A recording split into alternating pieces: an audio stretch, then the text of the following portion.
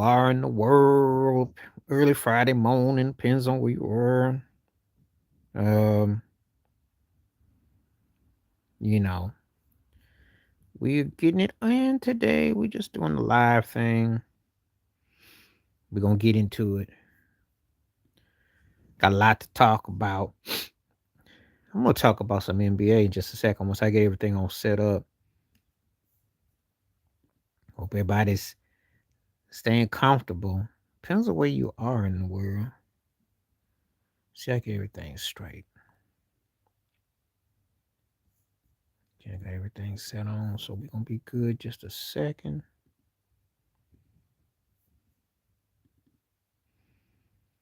Pleasantly surprised to be here today. Yes, I didn't expect. Glad I got here.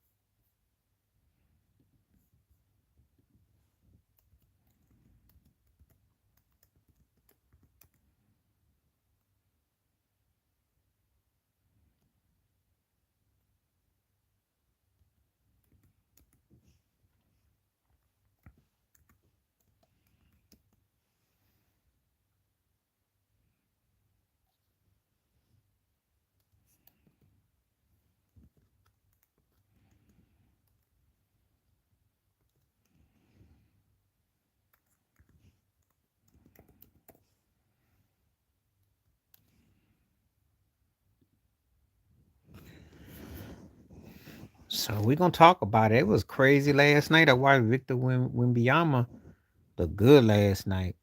We're gonna talk about it.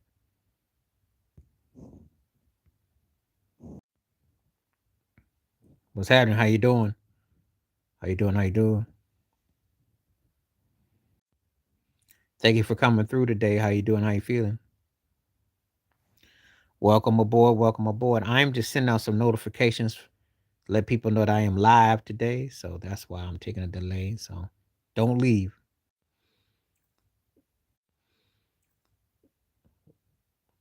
I don't know what you talking about, gamer. Are you in the right place? You know where you is? I don't know what people be coming on here. Hope that people ain't trolling. So anyway, I got to send out some notices. I am live. Don't be construed by the circles. That means I'm just sending out notifications.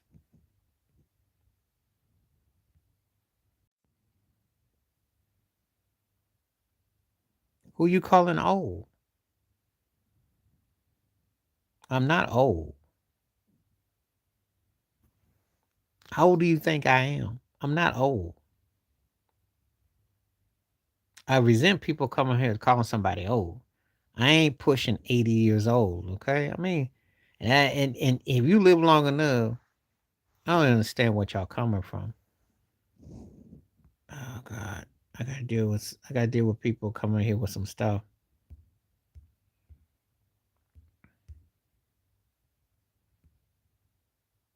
I don't even know what somebody's trying to say. I'm not old.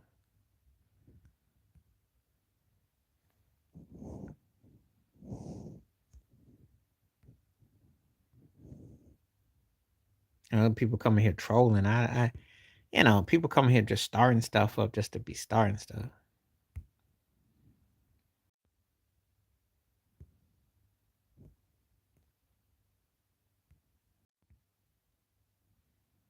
What's happening? How you doing? Thank you for coming on. Appreciate you.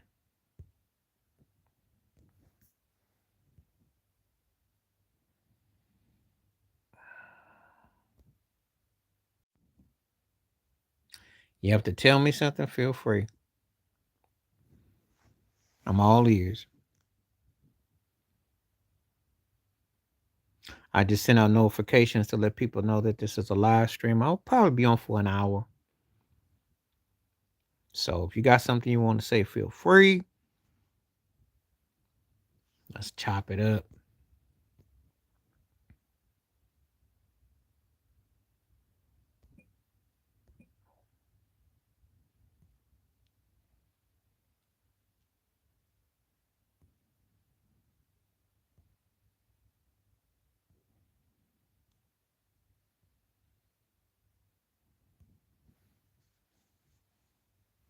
Please hit the likes too, by the way, if you're entering on. Let me know that you hit the likes and we're doing a live stream and we are live today.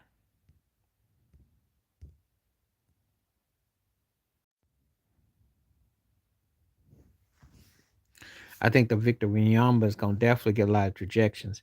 So what I will say is I watched him play last night and it was amazing. He put on a performance last night. I tell you, when Anthony Davis is looking at you like he make Anthony Davis look smaller than Anthony Davis tries to act like he is because AD had a really good game, but Victor Wanyamba, it's like uh it was another level. I mean, his 40 and 15, he's shooting that three ball. He's shooting the perimeter. He's going all over. He's got a lot of energy. I saw Kevin Garnett say it's like a cross between Shaq and Kevin Durant. I think Shaq like with KD like and Wilt Chamberlain like. I mean, he's an interesting mix. When Yamba got a chance with the right situation, he might even be scared than Jokic if he gets it going. Could stay healthy and get strong. He could definitely do some things. It took me a while to warm up to him because he was lighting the cakes first couple of years, injury prone, etc. But if this is an indication of what could be in store, or he could definitely be feasting. He could be a problem. Now, if De'Aaron Fox can come along and get healthy, we'll see. What's going on? How you doing? Thank you for coming through. I see we got a few more people coming in, so that's all good.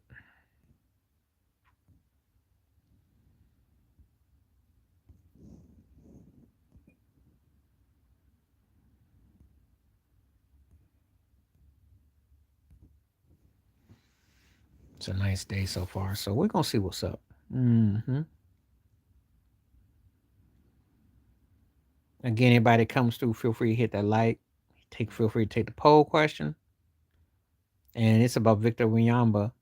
You think he's MVP worthy? San Antonio Spurs center. He definitely looked good last night. Cat looked really good last night. He definitely looked like he's starting he's just now starting to find his groove. He's entering his prime, so he could definitely be a problem.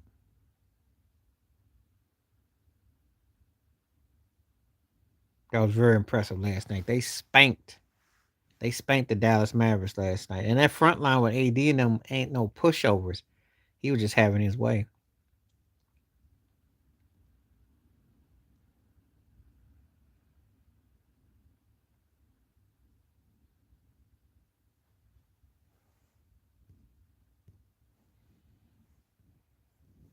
What's happening? How you doing? Appreciate you coming through, Jay. Anybody got something to say? Come on with it.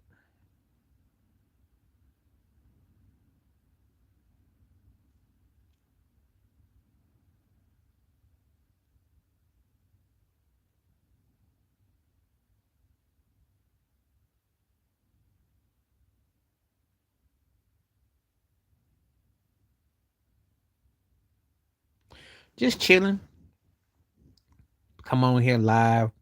Probably try to get at least an hour in, see a conversation, see what's going on with you. Brother just trying to stay warm and comfortable.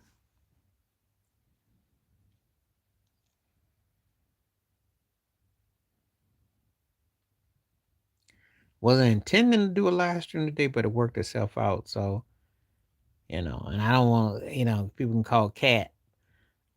Maybe tomorrow, definitely not Saturday. So, nah, definitely,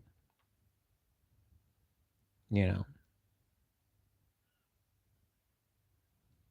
do yesterday I'm doing today. So, I like to get three or so. I like at least get three lives in.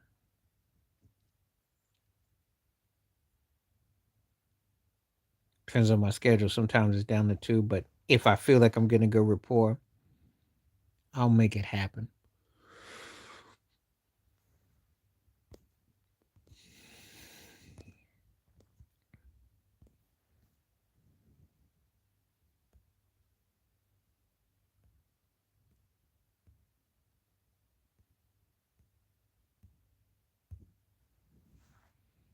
Okay, let's see if we get any report going today.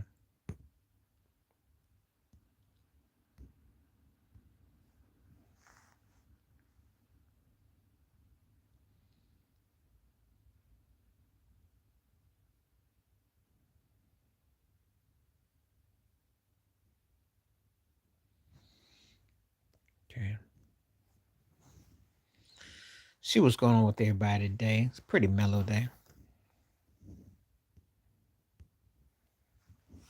They got some interesting little sticky questions, so we'll see.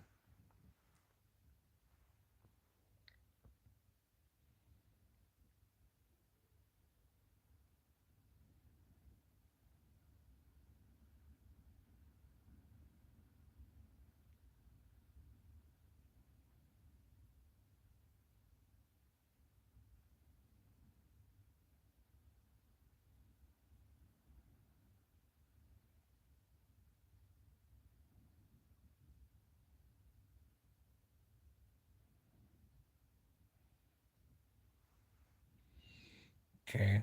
It's pretty quiet today so far.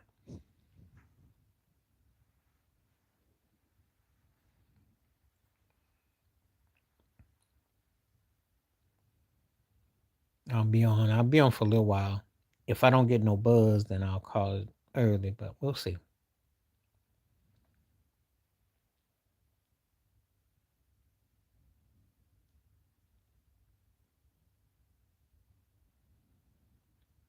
The weather can pretty much turn some people off though, so we'll see. It's interesting that Victor Wanyamba's getting some love though. Obviously, people must have heard about his game last night. It was very impressive last night. Very, very impressive.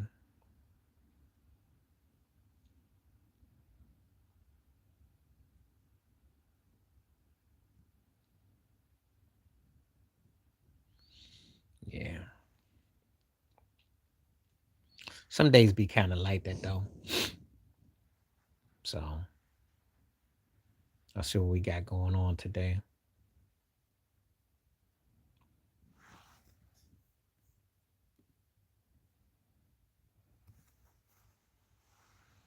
See what's going on.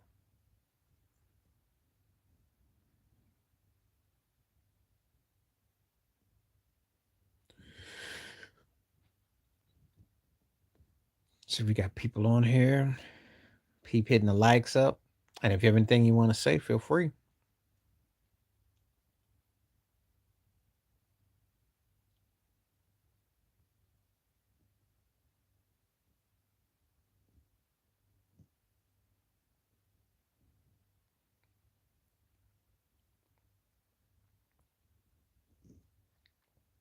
Hmm.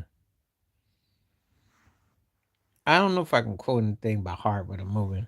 There are movies I like. There's things I can remember, but you know about that. But anyway, yeah, I don't know what the Spurs are going to be like this year. What's up? NBA season, but he sure looked good last night, though. Oh, thank you for subscribing. Appreciate you. Thank you. Go, Joe.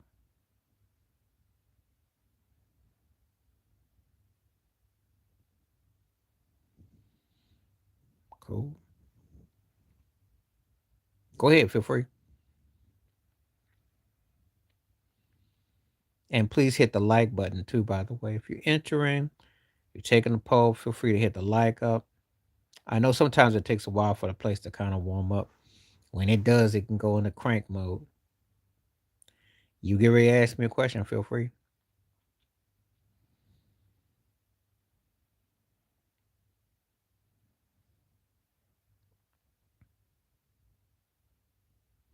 It's got nothing to do with size. It's got to do with how you utilize your skill set.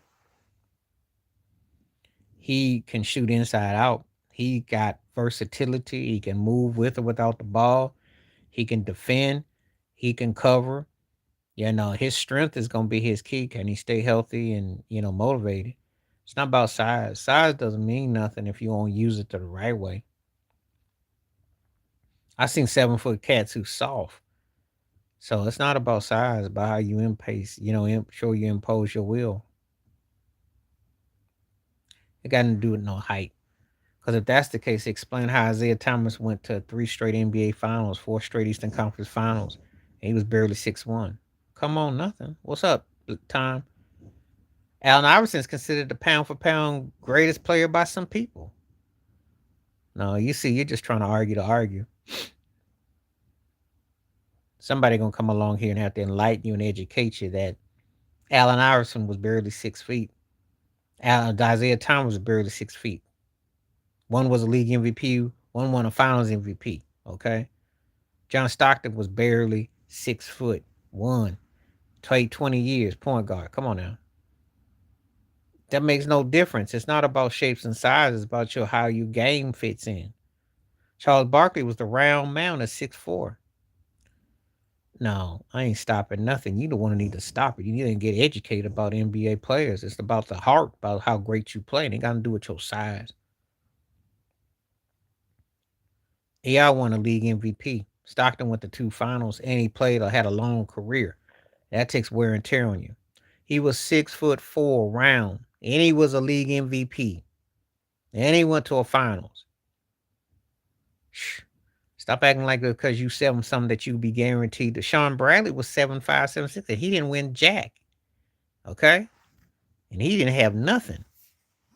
That may be true, but he won an MVP. But it wasn't because of his height. He could play. Everybody big ain't great, and everybody small ain't soft. It matters if you use it to totality. It doesn't matter if you don't put it to totality. That's what I'm trying to get you to understand, but you don't want to comprehend that. I don't care how big he is. If he went and worked with Elijah one. If he doesn't utilize a skill set, he just big and just out there, just a giraffe with no game. You gotta know how to play the game. Manute Bol was 7'6". Manute Bol didn't have what Wemby's got. I've seen it before. Yes. So I keep trying to say. Manute Bol was 7'6". Manute Bol didn't have what Wemby's got. Manute Bol wasn't as good as Wemby. So I'm not getting it.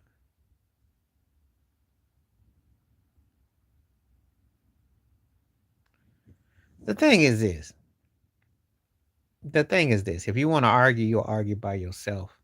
I'm not gonna argue with nobody that is thinks because you tall that you somehow gonna morph into being great. That's not how it works. You gotta have the tools, you gotta put in the work, you gotta have the totality. Just because you big doesn't mean you're gonna run things. So some people just want to hear themselves talk and be mad. What's up? Only if he use it to his advantage. If he don't use it to his advantage, it means nothing.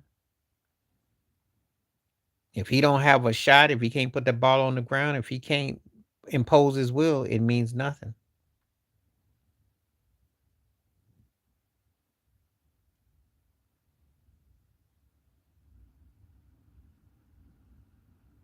But if someone's taking you to the hole and you don't know how to utilize your body, it means nothing.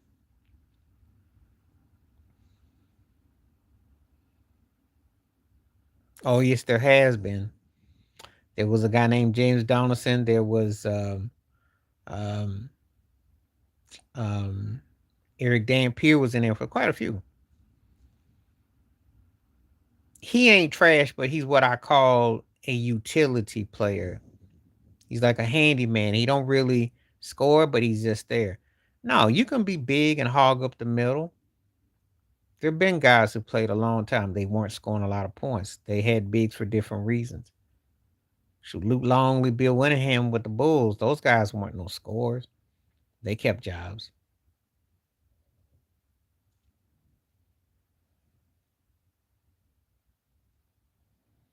Size can only get you so far, but if you suck, they get your butt out of there. Because Adam Morrison, I can raise you Adam Morrison for 200. And he had size and he couldn't. But he was big. And I call cap on what you're saying because the thing about it was Lonely guy paid a lot of money and he really didn't do much. So his size wasn't that vital.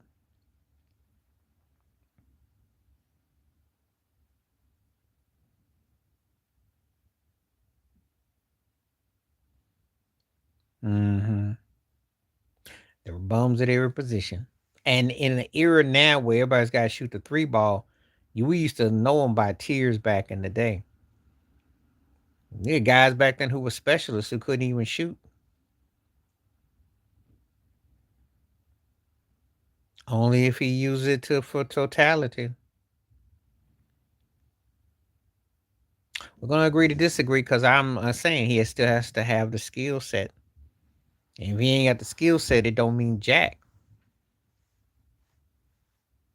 I can give you this, but what can you do with it? That's the point I'm trying to say.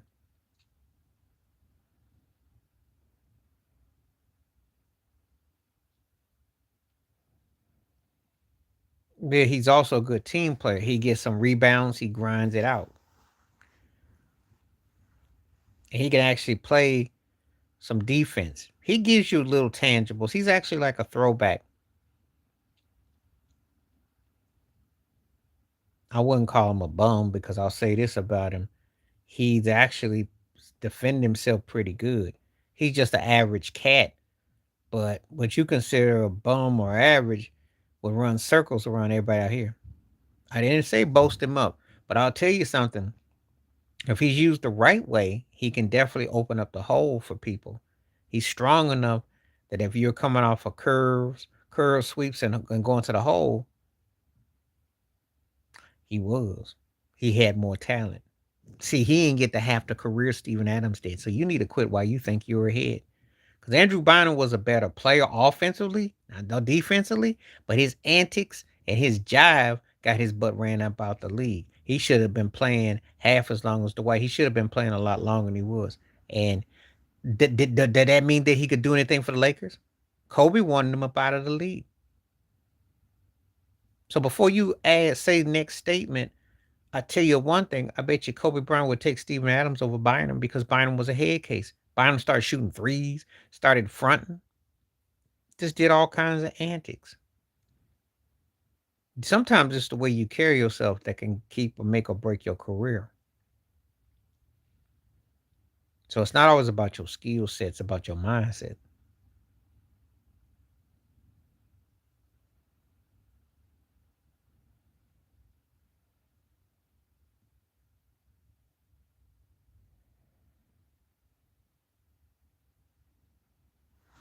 So we can say so and so is better than somebody, but did that mean that they were productively better?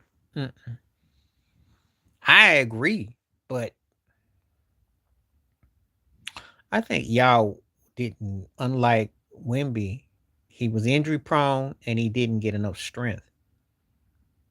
I thought he was pretty good in spurts. Wasn't about his size. The guy had a nice soft touch. He could shoot a little hook. He played okay defense. He just couldn't keep himself healthy. He didn't have the right system, and he broke down. Actually, the size actually worked against him.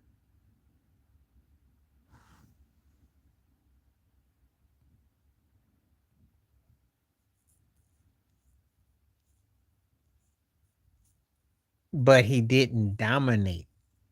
So when you say it's a big advantage, you gotta make it sound like a guys are dominating. You know, that's what I want to hear. I want you to say, "Oh, this guy came in and he just wrecked things because he was this tired."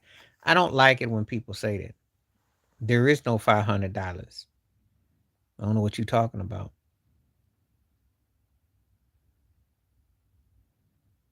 Are you trolling?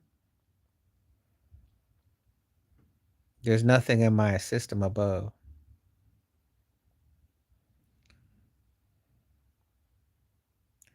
No, but if you don't utilize your skill set, it makes no difference. Oh, I can tell they trolling. I don't know where these people are coming from, but I am not gonna take part in this crap today. I'm not in the mood for it.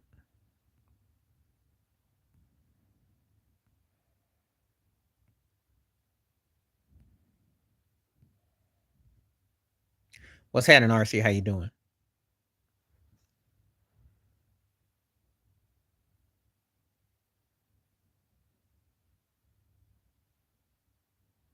I don't know about all that. I kind of watched that. What's happening, RC? Now, at least I know you're gonna come in and we're gonna have some real logical conversations because I'm up here getting some arguments about because you told that you somehow great. I like that under up and under move he did last night. He's a work in progress. What's gonna happen with him is gonna be some spacing. I disagree with Shaq and them talking about he's had it the easiest since Magic. Um, because he's gonna have to shoot, create. They're gonna depend on him. There's some old broke down parts he's playing with AD, Clay Thompson, and Kyrie. So I don't think it's gonna be like Magic coming to with Kareem, Jamal Wilkes, and Norm Nixon. That I don't know where he was saying that. I'm gonna have to do a video about that. I like Cooper Flag, all right. I don't know about all this though. No, he's not a point guard, and also the problem he's gonna run into is those guys are gonna pick him and poke him. They want him to be Larry Bird so bad, and then yet can he be? Can is he gonna be more like Keith Van Horn, which ain't no diss, it's just real. Well, so what Chauncey do? Oh God, I didn't even hear about this. Give me the Chauncey news. Give me the Chauncey news, cause that's a video. What's up with Chauncey gambling? Well, did he gamble to make Portland tank? Cause they definitely look like they played all right in spurts last night, then they lost. So what's the story? You can't tell me that Chauncey Billups.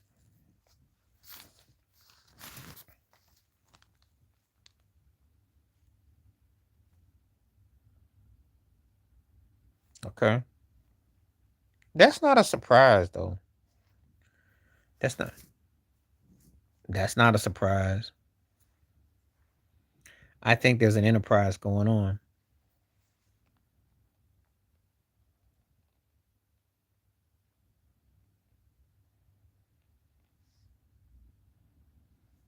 I wouldn't be surprised by it.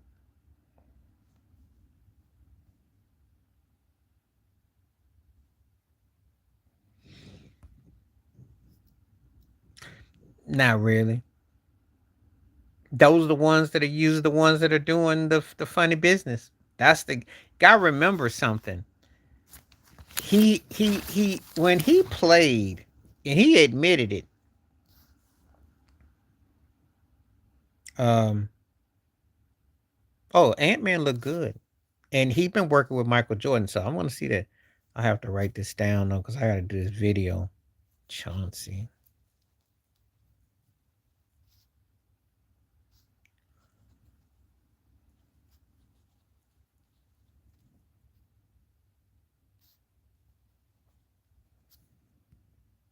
gambling.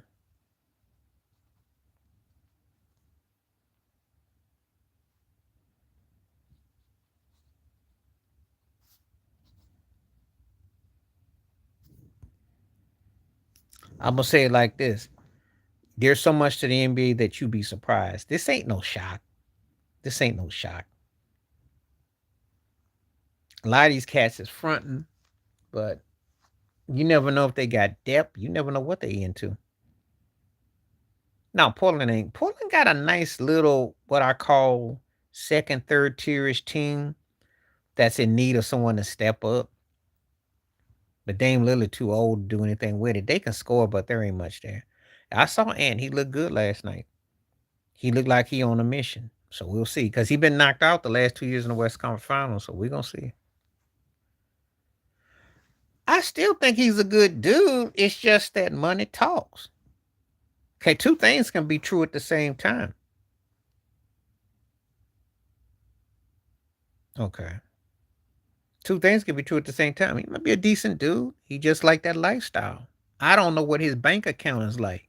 And I don't hang out with him. So I don't know. But I know gambling's always been part of the NBA. Who are we kidding? They high stakes rollers. So I'm not shocked or by anything.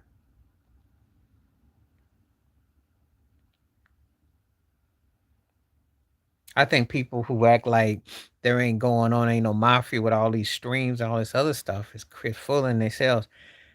People be betting all the time. Cats got access. I just and I don't know about Terry Rozier. There was something I heard about Scary Terry about a year or two ago, so that's not a surprise. I'm not I don't know. Maybe because the way the wind blows, I'm not exactly shocked or surprised. I'm more about the ones who don't, not the ones that do. If I can be honest.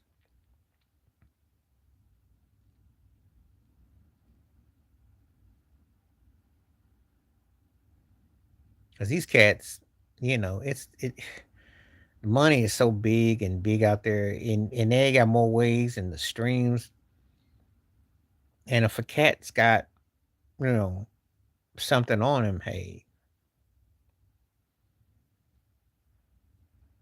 so I can't ever like I'm sorry, do you think ever Mm-mm, mm-mm, mm-mm. Cause you had Kevin Garnett and you had Paul Pierce got busted with it, Chris Rock. It's too much money involved. Michael Jordan was gambling openly. I've got my theories about his suspension, and I agree with that. Yeah, it was very crazy how that game kind of ended. You could make that case because they were, you know. But we live in a day and time you can't really go by that because guys, if you grew up like I did, you used to watch games with a 5-point lead at halftime. That was the game. I didn't see games with a 20-point lead and it get vanishes away. 3-point shooting is a lot of stuff that looks suspect.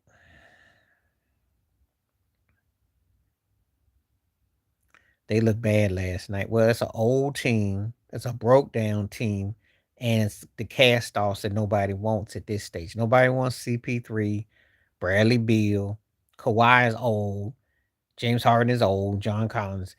Did nobody want some of them cats?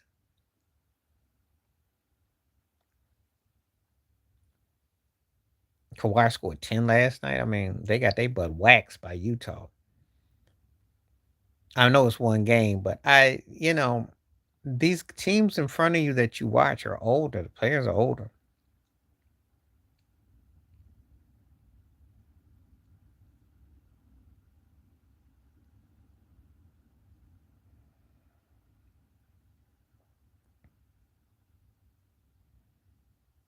Probably, I wouldn't be surprised.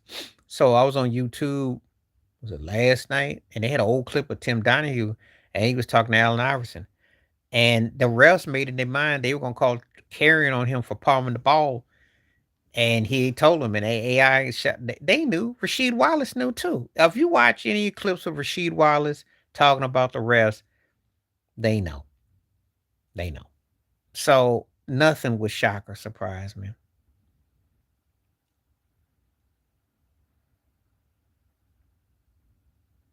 Yeah, it's true. Because the Blazers ain't gonna do nothing. They ain't gonna do nothing. They ain't nothing but a basically a deduction. They're nothing but a camp home right now. If his butt don't do well in Houston, it will definitely. See, I had to watch Nick Wright last night, so let me let y'all know something. So when I come on here, I do these interviews, as y'all know, and I talk, and y'all ask me about different people. Um, Nick Wright thinks he's the top 15 player ever without a home to call. If he messes this up, he will fall. He's falling by the day with a lot of people.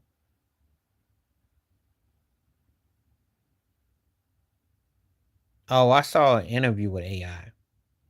No, it wasn't an interview. What it was one of those mini clips on YouTube, and they had Tim Donahue was talking about the refs, and the AI got into it with Steve Javy. You have to type in AI Steve Javy because he was barking at Javy.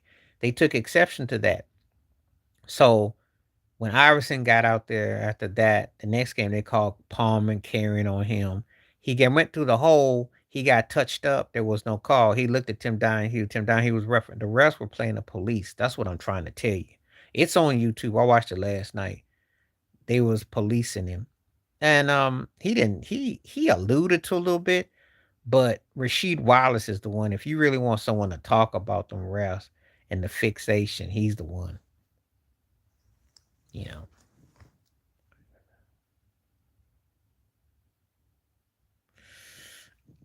I don't think so. I think that if it don't work out, he'll go somewhere else. He should consider retiring in Houston. He'd be in it'd be the only legit last place to go because for them to win, he has to be the second or third best option. He can't be the first. So he has to be second or third. If they had a legit point guard for Van Fleet, he would be the legit third. That's where he'd be strongest. Because actually, in his psychological dynamics, that's where he would be more effective.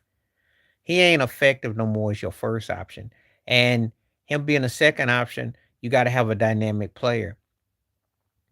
So I think they missing a point guard. I think they need someone that can tighten the reins up right there.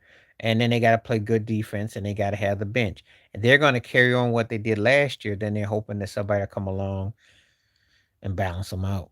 So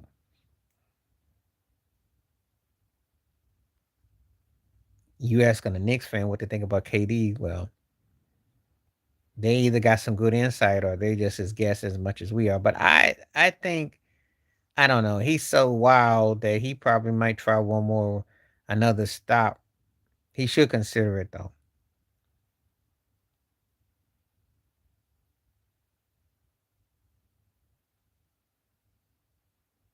Personally, I think he should retire after this year. Because I mean, stat chasing aside, he ain't. If Houston is not a contender, what's he gonna do? And then after a while, you just stat padding. So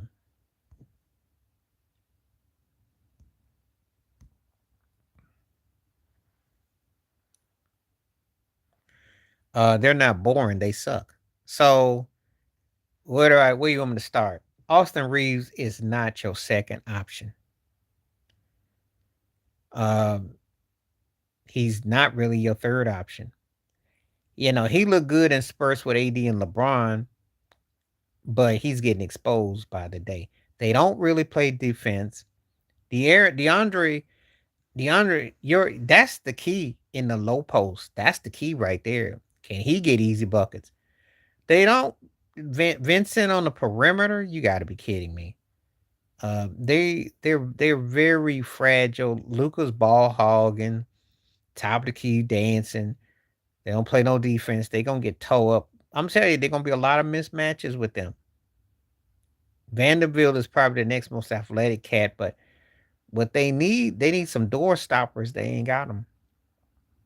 So they have no pizzazz. I think that when LeBron is retired, they might attract something that they need. That's not gonna happen though. He had a little something in Phoenix, but whatever he had in Phoenix, that shipped and sailed. And to me, he had the best coach in Phoenix that could coach him. He sucked last year in Portland. He stole money. He's just not. His mentality is just not. Yeah, yeah. I tell somebody 2021, they say, "Oh, that was 4 years ago." It may as well be 14. Yeah, that guy hasn't returned at all, and I don't think he's going to. I don't think he's going to. And yet, he's your X factor. Yeah, he do look scared. And he actually came on and said he's a winner because he went to the finals. What do you think about Steve blowing it? I don't think they blew it. I don't think they blew it. How can you say they blew it? Toronto was a better talented team. Who else? Who scored more runs in the series? And you knew, I think it was karma though. Springer got hit in the leg, and they was cheering in Seattle. And a week later, who knocked the butt out was Springer. Springer and Guerrero, it was your best against our best. There was no pitching, so it's not blowing it. Seattle does not have a top tier pitching staff. They got guys who are good and they mounted up. Toronto's pitching came on strong, but Seattle was good. They didn't blow it. This ain't like they past years. Toronto was a better team. Toronto should have been because I think with Guerrero and Springer and those guys, and they got a little bit better pitching, they wore 4 more games, home field advantage. So I don't know how you could say they blew it. You know, you need because the Mariners. I will say this: unlike in the National League with the Phillies and the Brewers, that was a series. The Dodgers steamrolled them two teams. You know, Milwaukee never really showed up against the Dodgers. The Dodgers beat them in different ways. At least Seattle put up a fight. I think they got to get another pitcher though, probably a middle reliever. Got to get on the bases a little bit more because Kyle Riley ain't gonna be doing that every year, and Rodriguez. But they definitely got a good squad. And unlike in years past when they did gag, they didn't gag this year. They just lost to a better team. Sometimes you just lose. You got to tip your cap. You just lost to a better team. That's all. So I thought it was a compelling series. I thought they were gonna play the Dodgers in the World Series because they look like it, but they got nothing to hold their hats about.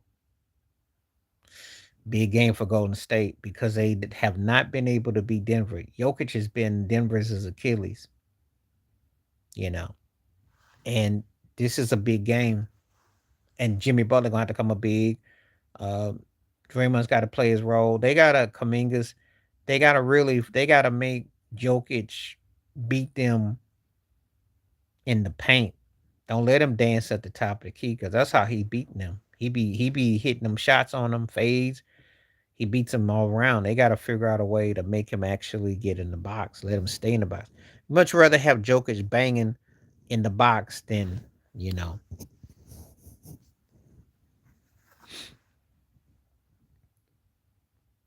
big game for Golden State because beating the Lakers is one thing, but playing against Denver is another. Denver is considered one of the top tier teams, so you're gonna find out where you are with the big boys. Okay, let's do it. Well, no, Shaq, Kenny, and Charles were on ESPN, and I like looking at them. Um, NBA on NBC is nostalgic, but I like Shaq, Charles, Kenny, and Ernie. You take them anywhere. If they were on NBC, I wouldn't even waste my time with ESPN.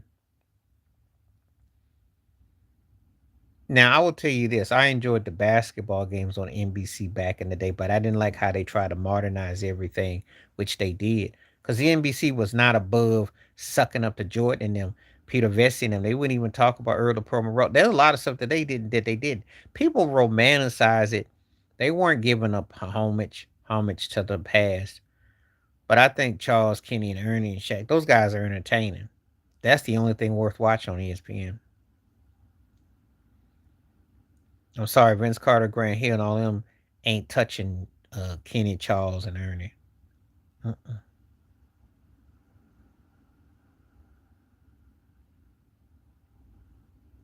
I thought Miami had lost that game because when I left, when I had, um, I told you before, I got asked about Orlando, and I said this, and I say this again. I like Panchero a lot. Yeah, they did lose because they came back and beat them. Miami was leading. Bam only had about 12, 15 points. Yeah, that's a close game, but close only counts in horseshoes and sack races. It don't count. The problem with Miami, they don't play no defense. The guard plays got to be better, and they got to. The Orlando's got a lot of energy, so you got to be ready to go 4 quarters with them. Can hang, but can you beat them? That's two different things. Spoelstra's got his work cut out. Bam has to be a 20 and 10 every night. There's no room for error there. If Orlando could play consistent offense, I'd say they could be a problem, but they're not consistent with their offense.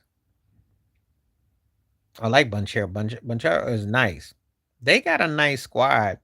Guys can shoot, but they just don't have consistent with their rhythm. 69% saying yes for Victor. That's good. Let's keep those questions coming. Let's keep them lights coming. Let's do it. Appreciate everybody hitting the poll. And by the way, for people who sign up with the membership or anything, they connect with me on that. I'll be doing some special live streams. So to keep that in mind, I got stuff, gonna have stuff lined up. So just have to throw that out there. We'll do a specialized live stream.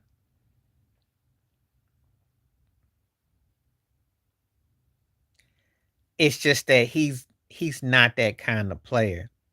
He's one of those guys that needs a strong sidekick to kind of nudge him. He doesn't have that. I like Bam. Bam is one of those cats that he's like a throwback and he can move and everything. He had to learn how to shoot the three ball. He had to learn how to play.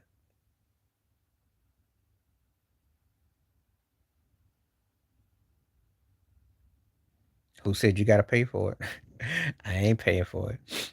I watch the games if I want to. You just got to know how to hit the dish up. That's all. They're trying to diversify the portfolio, which I understand because everybody doesn't want to watch UConn, you know, South Carolina. I mean, I get it.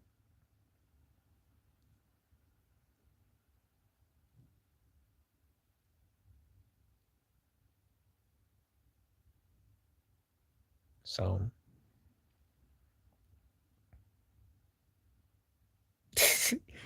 331. Is that an area code? 331. No. You gotta play who you gotta play this week? Um you got somebody you gotta play. Yeah, and what you want, a cookie? I mean, you spanked up on them. Daniels got hurt. Washington's defense ain't that good. You still 3-3-1. But Bill Parcells says you are what your record is. I wouldn't get that excited. I wouldn't get that excited. Who y'all play this week? Because you went to Carolina and got ate up on the ground. That's not going to be easy. See, so don't get excited. Very important game for both teams for different reasons. Denver needs that game so they can stay with Kansas City because they got to worry about that. Y'all need that game because y'all need to get back in the mix in the postseason. So, and Denver's playing pretty good right now.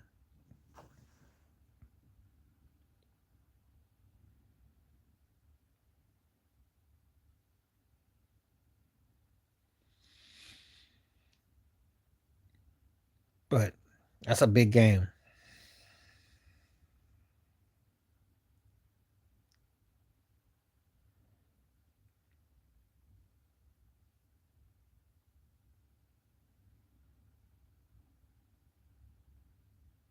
The best game from last night, I would say, was probably, dare I say, Philly Boston.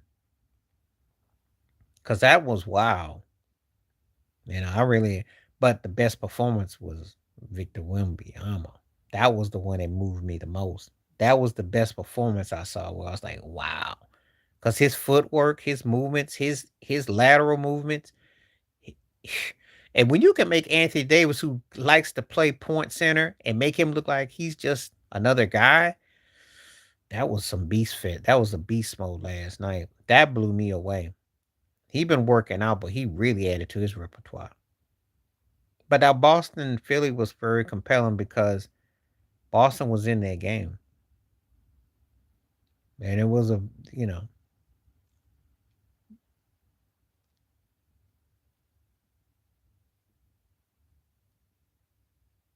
so that's just my personal opinion though. You asked me, I thought I'd say it. I know you want me to say Minnesota over Portland and Ant look good, but nah, I'm not gonna say that. Philly Boston was impressive though. Allegedly. Yeah, he did. Cause I already heard about the thing with Dream and Garnett and him, and it showed. It showed. It showed. He looked good last night. I mean, when you can out Anthony Davis with the perimeter, shoot that three, and move like he did, and don't let him get some assists in this game and some steals to go with the blocks and the boards. He gonna be like an octopus out there. He gonna be a worm. They just got it with De'Aaron Fox. If they get the guard spot and the bench straight, then I think that team could be scary because he got the makings of something scary, freaky. Hmm. You can tell he's been working with the right people, the mindset.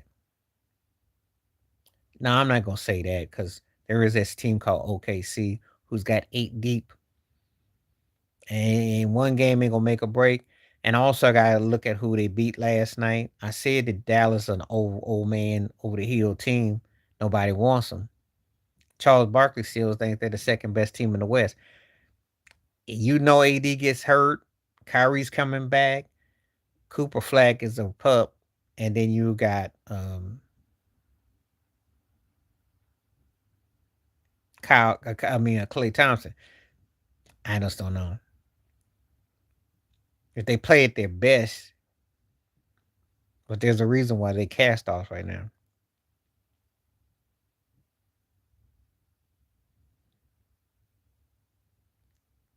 Oh yeah, you.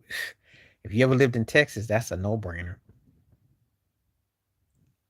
The weight's not going to work against them. It bulks him up. The problem with them is just that can they stay healthy? Can they stay consistent? Can they get the second team? Can their defense step up? That's the problem. And they got exposed bad last night. They got ate up.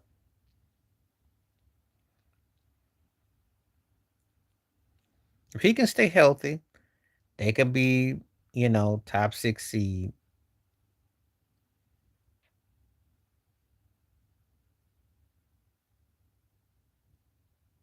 Yeah, I don't know. So that's all I'm saying about that.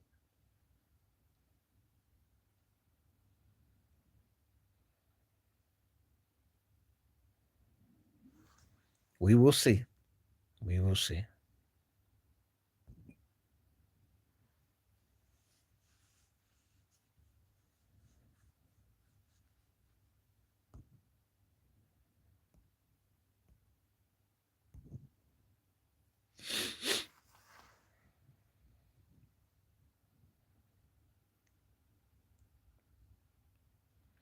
They just got to figure out how to. Yeah, it wasn't big enough. You still lost by 10. It's gonna be more than him just being physically fit and fitty and fitty for them to do anything. That team needs a lot of work. You know.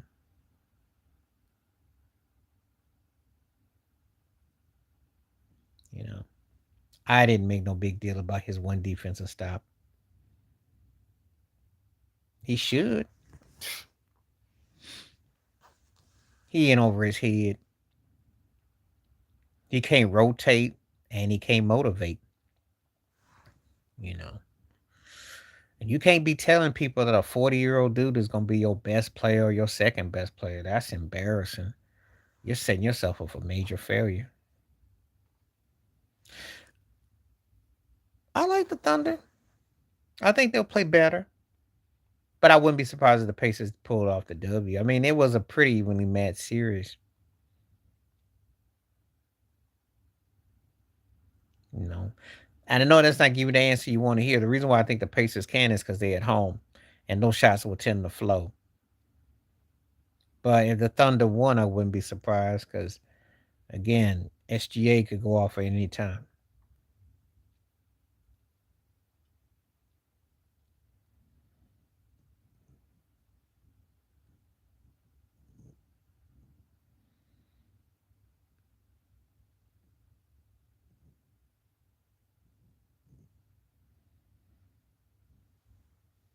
So, Thunder could win, though.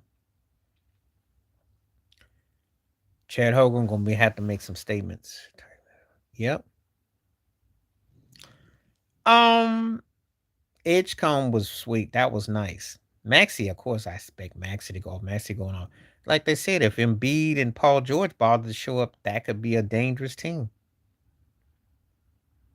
You still got Uber, who can hit them corner threes. They just got to figure out what they're going to do with Embiid and all that. I don't know. Let's not get carried away. It's one game.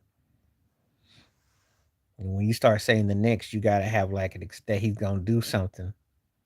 First of all, they gotta get to be a 500 team. Then they gotta get set for the playoffs. Then you get emotion. People saying that he's the next this, that's putting too much weight on him. Victor Oladipo was supposed to be the next D Wade too, and Donovan Mitchell too. How that turned out, so you gotta be careful when you say these next.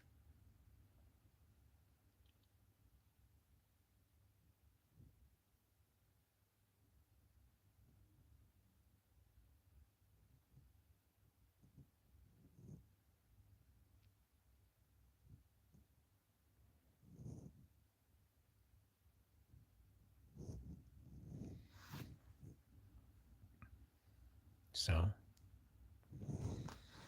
we'll see though. We'll see. I don't be putting tails on guys because the defenses comes around and injuries. There's a lot of stuff. But Philly's got a chance to make some noise this year if they get anything from Embiid and Paul George or what they got with those guys and play some defense.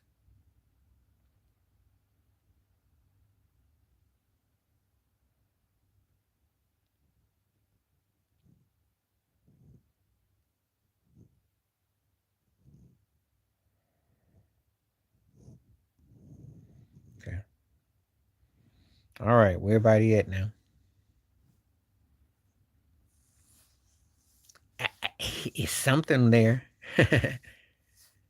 I don't have no expectations for him. I just don't. You know, he just a guy that he's just another dude that's playing ball, and I just don't have no expectations. You know,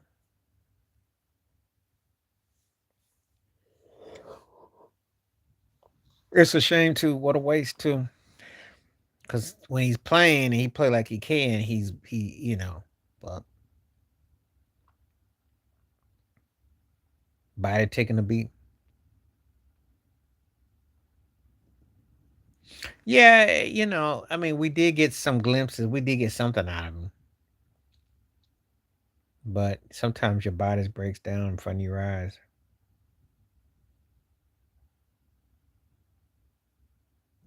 Yeah. So, but I don't know if I want to say older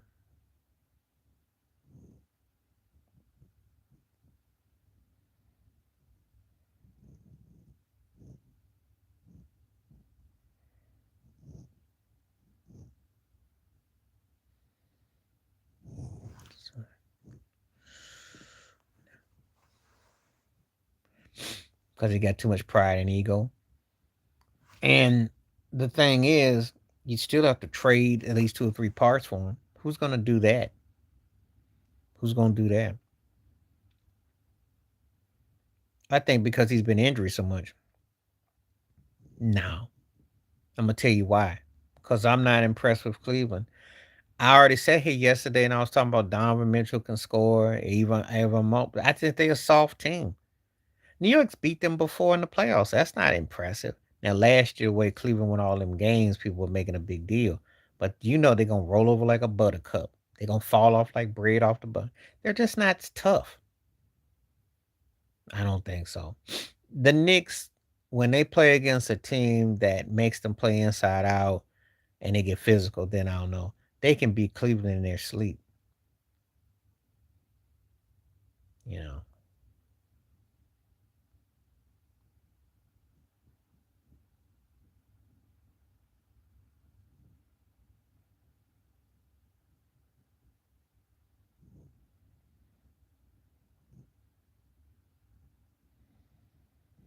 Okay, so I'm not really that impressed though. I think the Knicks got a legit team, but them beating Cleveland ain't like okay. Cause see, by default this year in the East, they should be in the top two, three seeds without by default. Now, who they got to go against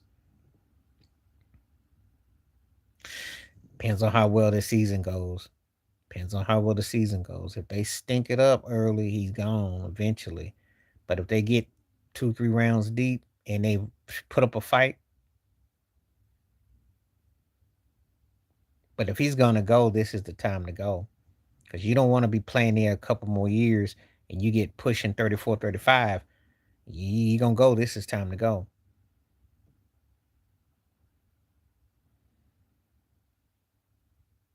But I just don't think with Doc Rivers. I don't trust Doc Rivers, and I just think that the Bucks don't really play full. They haven't done right enough by him, and they made some bad moves. You know, so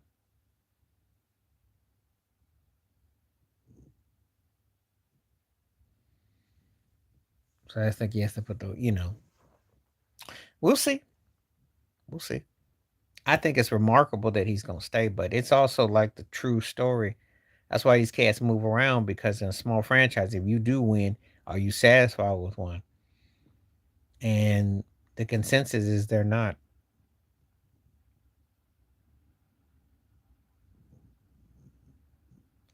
So that's what's up. He fits good for what he do, but that's not what I'm considering title contending. I mean, Miles Turner is actually underachieved, if you want my honest opinion. He should be a little bit better than he was. I saw him with the Pacers, and I'm thinking, man, he kind of had spurts. Could be a little bit better.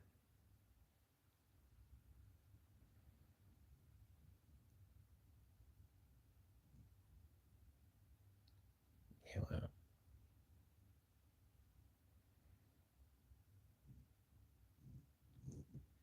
yeah, I like Wimby too. But if you're in a situation where you can't win again, what you gonna do? I told you before, the the best place for him would be Golden State. He catch Steph a year or two before he go. That'd be scary. Yeah, he is. Wimby looked great last night. Fool around. He's playing for MVP. You know, like I said, De'Aaron Fox comes back halfway healthy. That could be a scary team. But yeah, Giannis, I give it this year.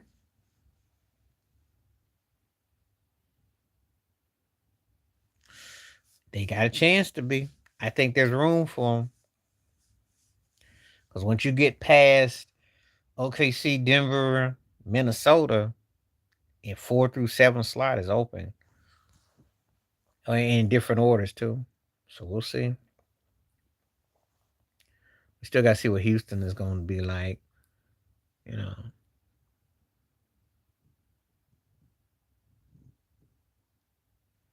yeah, we'll see though.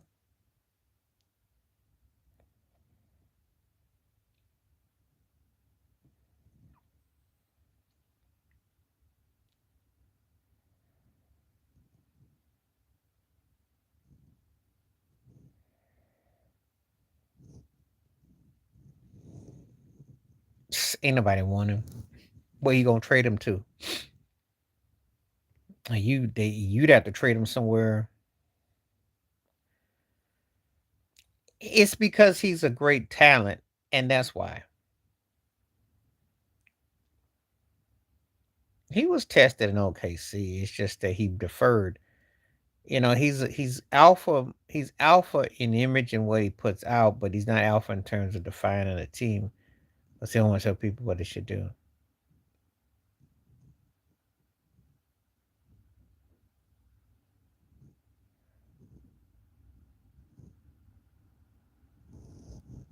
So that's what's up. They're not gonna trade LeBron because nobody wants him. You got to have something that people want. You're not gonna trade him.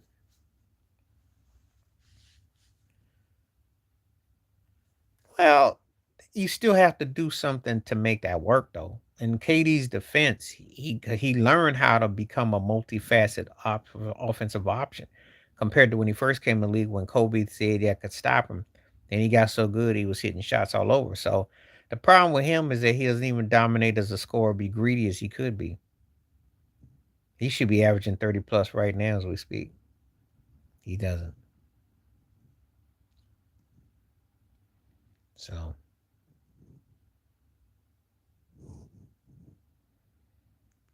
right.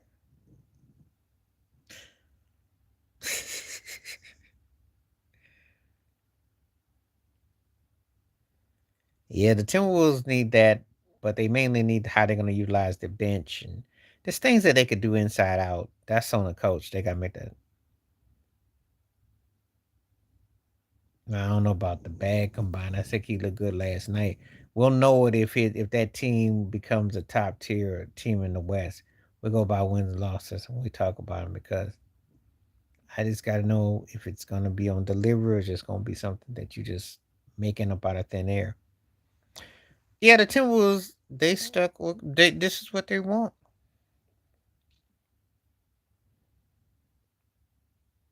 It was a heck of a performance though. Hmm.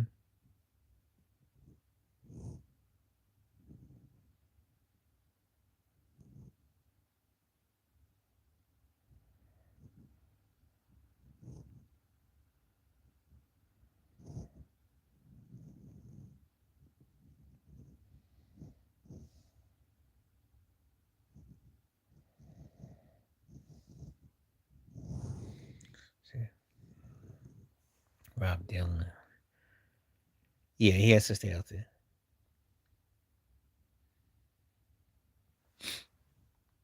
Well, I don't really have. Yeah, Garland. Yeah. Well, now Cleveland's problem is they got too much of the same. I ain't sleepy. I'm just waiting for the words to come because I'm trying to keep up with everything. I'm very much awake. I was just trying to read everything. I'm trying to like compose my thoughts. I don't know with Garland because Garland again, Cleveland is Cleveland. They got 15 of the same guys. Donovan Mitchell is still the one that's the X factor. I think they need a new coach in Minnesota. I said it already. So,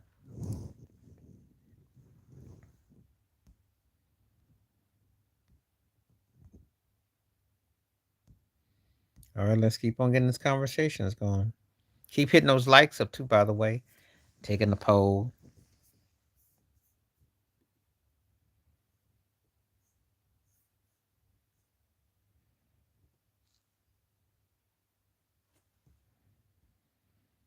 They should put that rest them from sleep because I'm actually adding stuff. Trying to see if anybody will make conversation.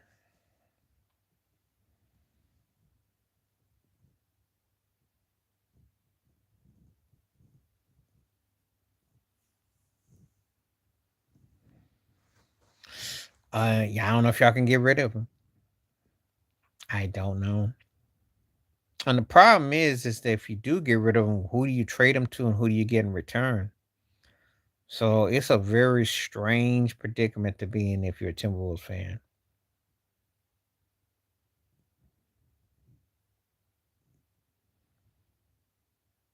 So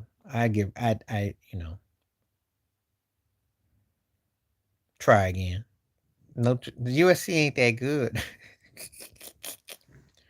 But I know what they're trying to do with Notre Dame. They're gonna sneak them into the top 6, and they'll probably be playing.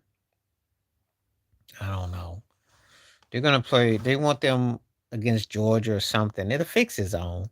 Bama's gonna move up against Ohio State. They got it. They got the fix already coming. BYU's gonna be the odd man out. But if Notre Dame was to play BYU and spank that butt by 20, Notre Dame would be top 3. You can bank on it.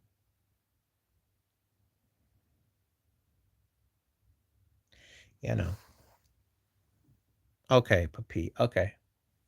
Thanks for taking that poll. It do look kind of odd though.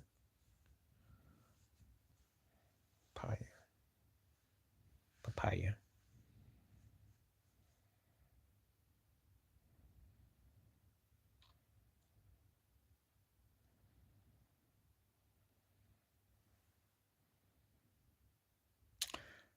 Um. Yeah. Only because I thought Katie Cunningham would be leading them. The Pistons are. I want to see how they play this year. Their first 10 games are going to tell me something. But the Bulls got enough offensive firepower that they could be a problem. I mean, they can shoot, so And it's a Midwest rivalry, but yeah, I'm a little bit surprised.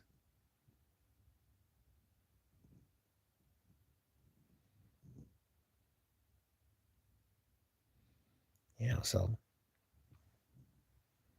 a little bit, but it is game one, and the Bulls could be stinking it up in about 2 months. We'll see.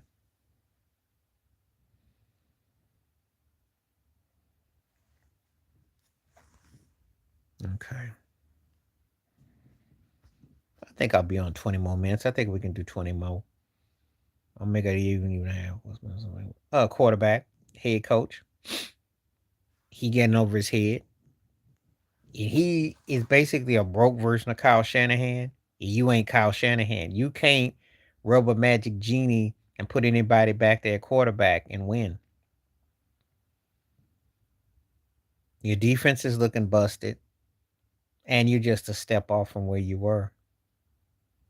You still got good talent, but it's going to be a lot of work for as people think the Vikings are a threat.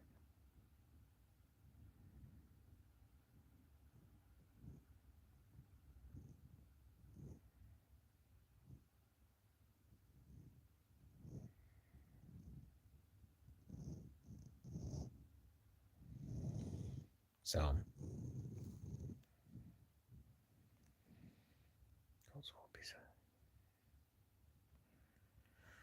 not the way Cam Ward's looked. No, no. I'm afraid you're right. And the problem is that they just look like they quit already. That's the sad part, you know. If the Colts play like they're supposed to, they could be undefeated. Told you before, dude don't get cute by the goal line and just cross the line, they be undefeated now. Daniel Jones has played very good. Jonathan Taylor, one of my favorite backs, he running like. So the Colts, it could be a problem.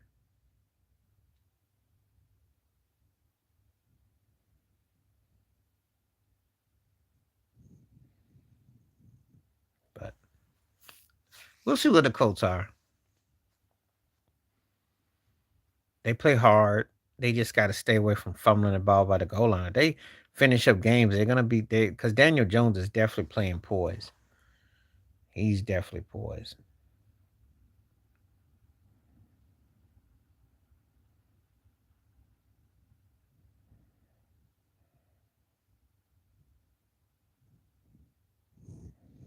Yeah, see how fix all that stuff is. Nobody. They stink.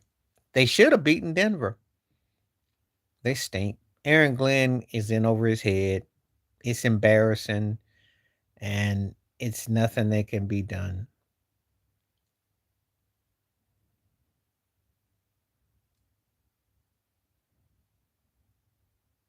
If you're a Jets fan, this has got to be the worst in the situation you could imagine. They stink. I thought maybe they had a little hope. Maybe they win that game against Pittsburgh or dude don't kick that 60-yard field goal.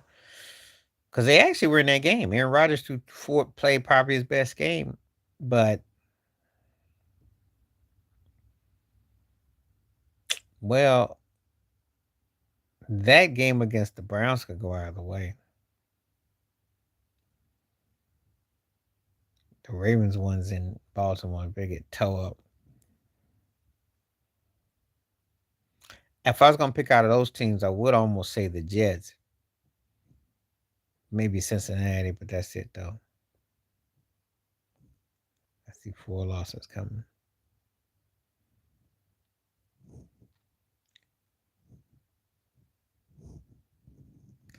5 if I include you know, the Browns have a good defense. That's not their problem. Miles Garrett is a beast. It's just their offense sucks. Their quarterbacking sucks. But then again, Tua talked trash about their team and they folded like chairs, like at a beach. So he got to take the L. And Napoleon Dynamite's over his head as a head coach. So they're tanking. They suck. Tyreek is gone for the season. So Yeah, if he don't come back, that's I think because Cooper Rush is in the same Three Stooges with Tyrod Taylor and Jerry Justin Fields. Woo woo woo woo woo. All Stooges.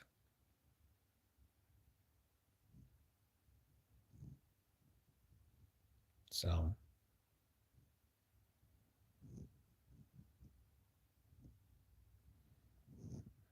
mhm. See if the big.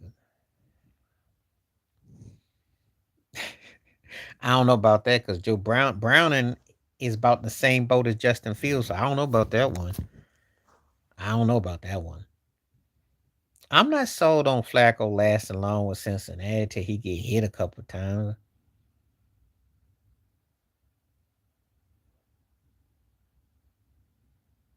He's good for a few trademark wins. Then he starts to deteriorate until you get to December.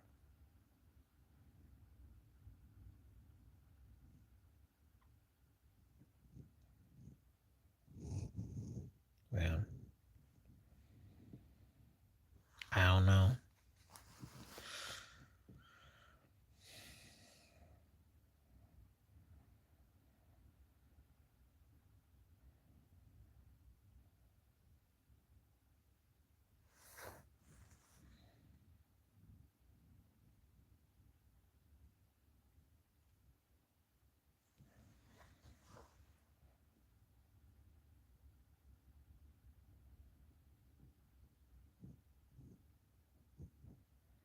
Nope.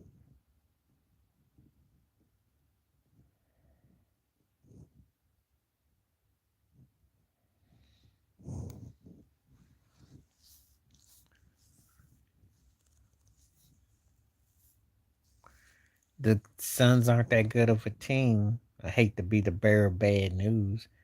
And it was no Sabonis for the Sacramento. So I mean, the Suns are run of the mill. They don't play no defense, and Devin Booker and them are looking for somebody to kind of cover it. You know, it's the kind of battle you expect to see. One guy who ate his who almost tried to eat himself out the league, and the other guy who tried to thug bash himself out the league. Two guys who got to come back redemption stories. I think they both can play at a high level. I think it'd be very scary if they ever tag team, but that was good. Good to see. I think that was a good matchup, but nobody cares about those teams. So then can those guys play a season without any controversy or doing something dumb? We'll see.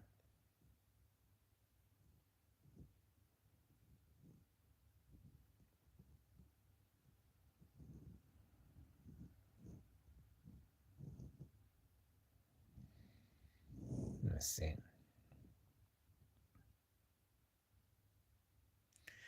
Well, whatever he wanted to be, he's still an NBA player, so he has to adhere and play under the rules.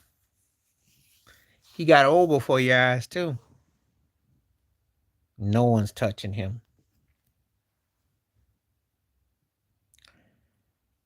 Well, I did like 3 6 Mafia though, but I'm not. There's a lot of stuff goes on. Cats get a lot of money, get a lot of lifestyle. You got to be focused. Hmm.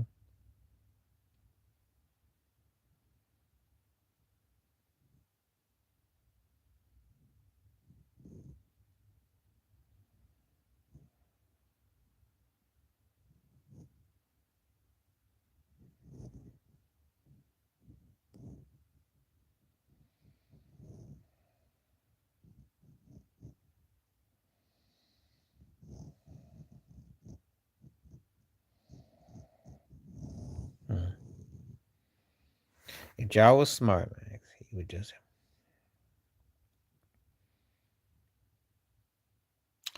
It's not quite like that. Remember, Allen Iverson tried that in the '90s, and David Stern put the kibosh on that. Jaws got all kinds of mess. They're not gonna let him put stuff out like that. Mm-mm. It's too much commerce at work. Jaw's already on thin ice. But he's lucky he ain't do all his antics when David Stern was around. He'd probably be just coming back now. Shoot. Jaw is a poster child for what not to do. Zion does this. See, I tell this the story all the time. But your cats don't understand. Like what you were telling me about the Chauncey Billups story above. You'd be surprised at how much stuff that the league covers. They're lawyers and they get beat on it. They got access before TMZ's got it. They know.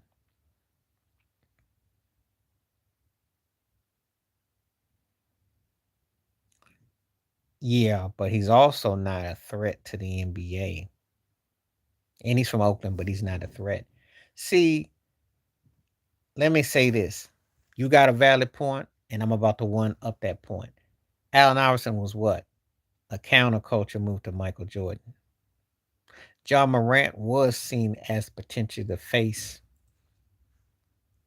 Now, if you go back to 2020, 2021, 22, the rise of Memphis, he was somebody that, but then when he got in trouble, that all subsided. And then he had his injuries and his antics. Dame has not had any antics per se, aside from waving off Paul George and talking trash. Yeah, that's what I'm trying to tell you. So when you bring that up, you legit, but I have to raise you. They put more money on Ja. Remember, Clay Thompson comes back, blocks that shot. Golden State beats them in the second round. Memphis was on the rise in 2022. After that, they lost the Lakers the next year. That's where Austin Reeves been living off of that series because Austin Reeves played out his mind. He ain't been seen since that series. He played out that mind against Memphis. But the problem is that they had investment in him. He was street ball. He was gonna be Allen Iverson's heir apparent. He was gonna be Russell Westbrook's nephew or cousin. And then he did that stupid gang stuff and all that mess. Got suspended, got in trouble, and then he got hurt, and he's injury prone too. Well, see, Shaq was big and lovable, and the first true crossover big man. Now, before you come at me about Wilton, Russell, and Kareem, they didn't have the kind of sway Shaq did. Shaq was making music. Shaq had books out. Shaq was making movies. Shaq had a personality, and it sold. He gets the right one at the right time, and the shoes too. Right one at the right time. And he said some stuff. Now they did let him get attacked on the court. They did allow acting to go on. It was a catch 22 involved, but he did get through. And for the record, Chris Webber used to produce too. What about these guys? What about them? Because Webber was producing and working with Nas, I think. What about Kemp, Ewan, Malone, and Robinson? Yeah, well, different era. Different era. That's all I can say to that.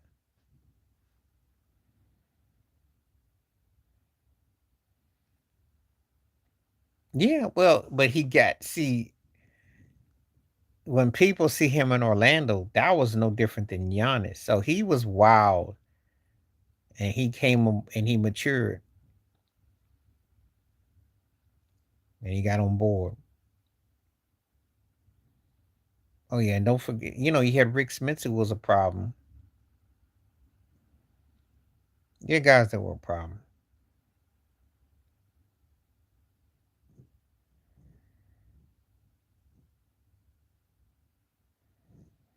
So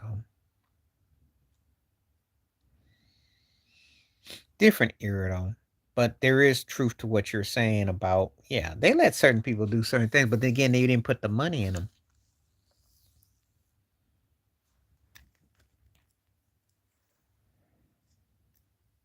That's the difference.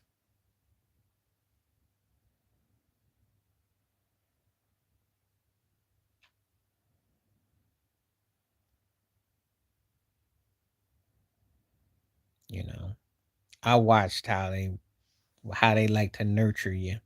That's why I say plantation in the field with these NBA players.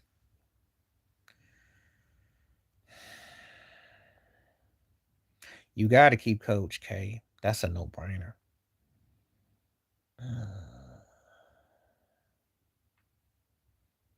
I'd bench Coach Izzo and I'd cut Bobby Knight.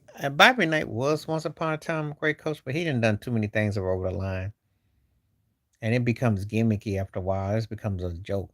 Izzo been consistent with keeping his teams fresh. Coach K is untouchable at the three, so Bobby Knight would have to go. I don't like his antics. Those things were played after a while.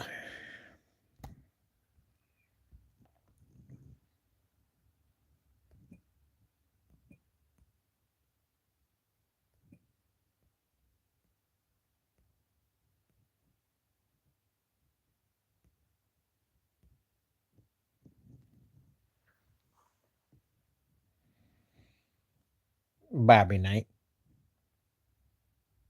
Bobby Knight. Because Dick, that whole thing with Ricky Williams with New Orleans was a PR stunt, but you never see Bobby Knight do nothing like that. And Dicker had to acknowledge that Buddy Ryan's 46 defense was integral in the Bears winning. Bobby Knight wouldn't do that. Bobby Knight just acted like he was entitled to just act like a schmuck and be mean as he wanted to be. That was embarrassing. So, besides, pro coach, college coach, if a college coach acts like an idiot, that's embarrassing. He's there to tools and to give young men a step up, not a step down.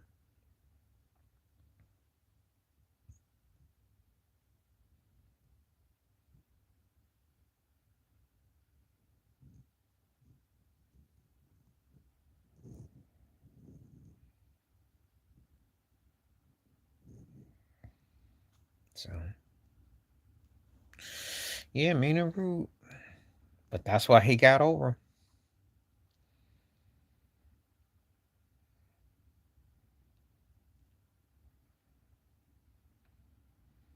I really don't like coaches like that.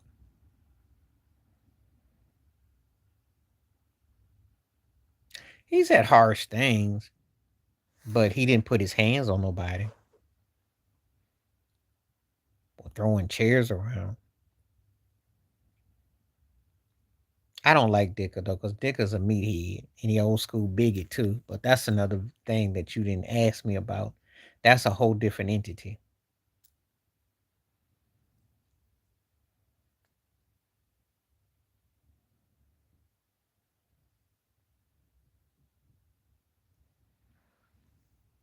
Yeah.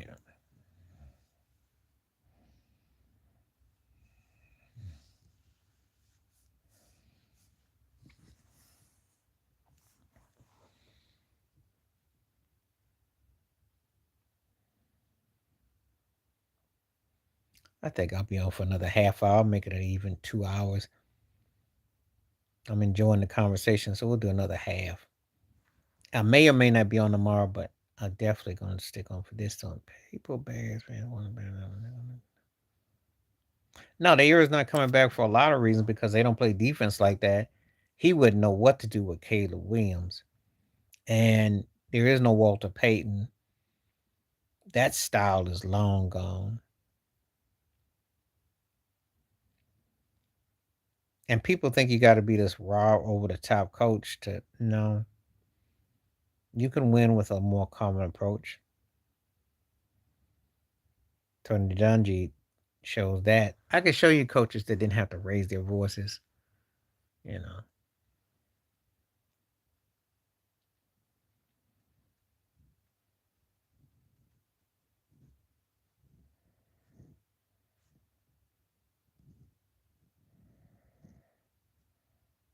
So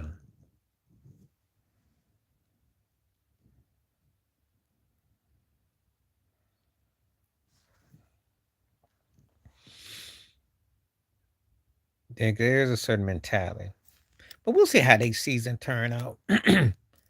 They're doing pretty good so far. Caleb is definitely fitting in, and it's gonna be interesting when they play against Detroit and Green Bay and all that. If he talks, I don't think you. I think you talk in a good tone. Tony Dungy to get tuned out.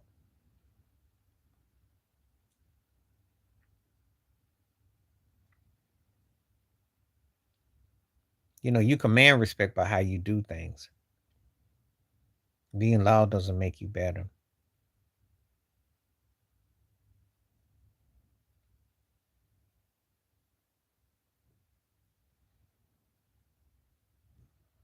I'm going to start Bill Cowher.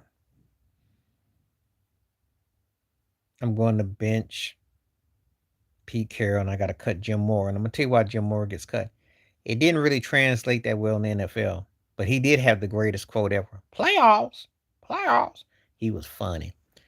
Um, Pete Carroll, if he wasn't a Christmas Carol and he had done what he set out to do properly, he'd be number one. Cowher didn't make that mistake. Cowher had utilized his skill set. Pete Carroll is embarrassing himself with the Raiders. They are trash. So I'm always gonna go with a guy who retired where we wondered what with, as opposed to a guy who came back and it's like, oh no, you didn't.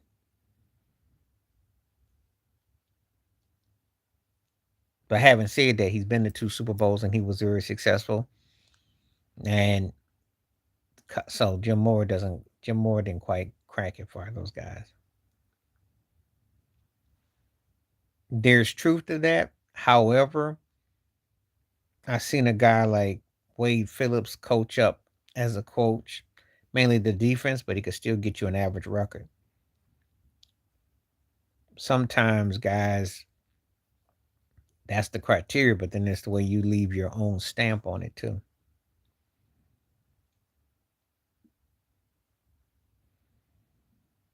So before I quick to say it like that, I also have to look at the totality.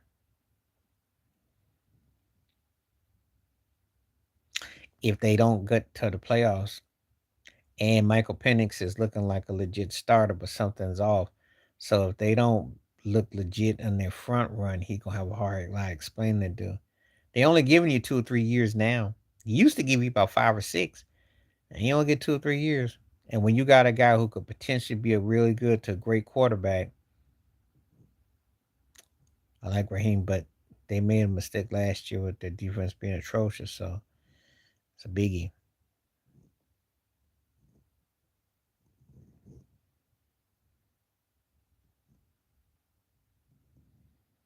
So that's how I look at it with him.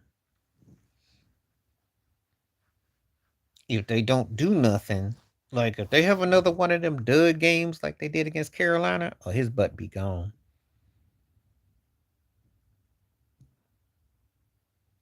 Can't get mad because they lost to the 49ers. They got handled. But if you lose to a team that's on your tier level or below you and you get waxed,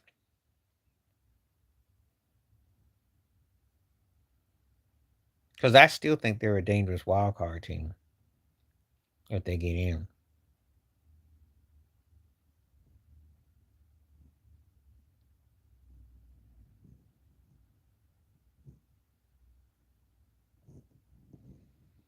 So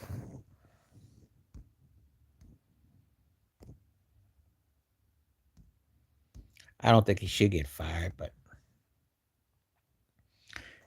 I just think that Michael Penix with that defense that they got though, they got a pretty good defense front. So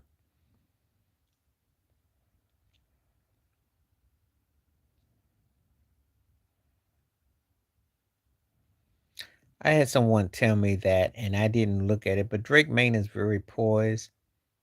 They're playing Patriot football. They're not making mistakes. They're winning games they're supposed to. They know how to play nip and tuck. They're hitting X's and O's, and they're doing things the right way. So until they put the ball on the ground and get exposed. Now, am I going to think that they're Super Bowl contending team? No. But do I think Drake Maye looks legit? Yep. Been play, win games you're supposed to. No, no, no, because they can be ahead of us. That don't mean that they're better than us. I think the Bills' problem is that it's been too much of a bachelor pad over there anyway. So you need some challenge. See if you got it. As great as the Patriots played against Buffalo in Buffalo, they still barely won the game. Was a last second field goal. So it wasn't like they got to play a near flawless game against certain type of teams, because they have to beat you with nickel and dimes and try to XO you. As bad as the Bills play, they only lost by 3. So I take that into consideration. The Bills need some kind of adversity though, because if they're legit, this is the find out. So I ain't got no problem with it. I think that was their problem. They should have lost the first game to Baltimore.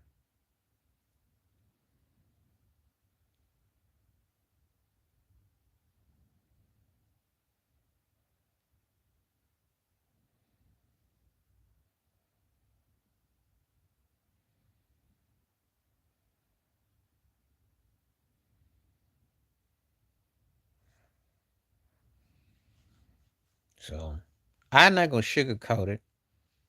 Patriots look pretty good, but I don't think they're. I don't think they're that kind of team though. So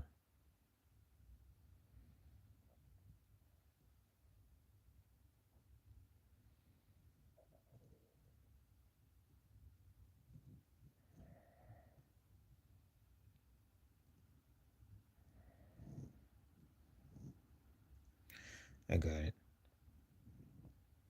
The second worst behind the Jets is the Saints. And the thing is that they played decent. Oh yeah, yeah, I forgot about them. Saints, Miami, and Tennessee are tied for second. And so I'll explain it. The Saints actually play pretty good for a couple quarters and then they just stink it up and they find ways to lose. The Dolphins have quit on their coach and their team. So I probably say the Jets and Miami. And then Tennessee's third. So yeah, I'd say, let me rephrase it. Miami, Tennessee, and New Orleans. There you go.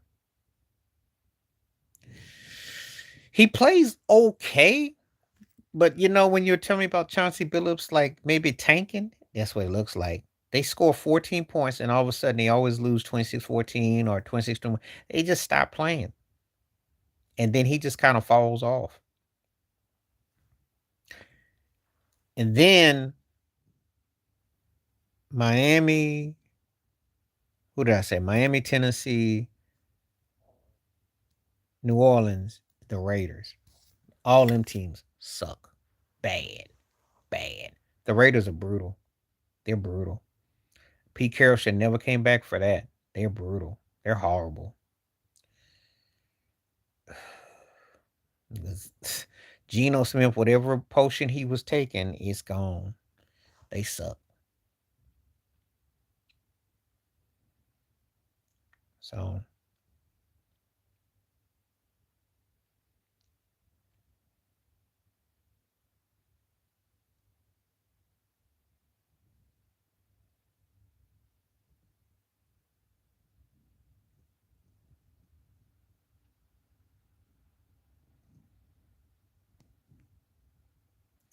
yeah, well. So that's it right there. Those are like the most horrible teams I've seen. And there's about, yeah, those teams. It's Miami, Tennessee, New Orleans, the Raiders. So you put that with that's 5 horrible, horrible. And if the Ravens don't get Lamar Jackson, they may be in that pile too. Cleveland could hoover in there. If Flacco flukes out, you got some company. Got some potential company.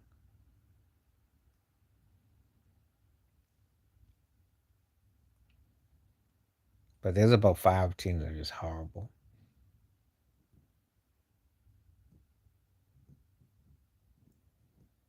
So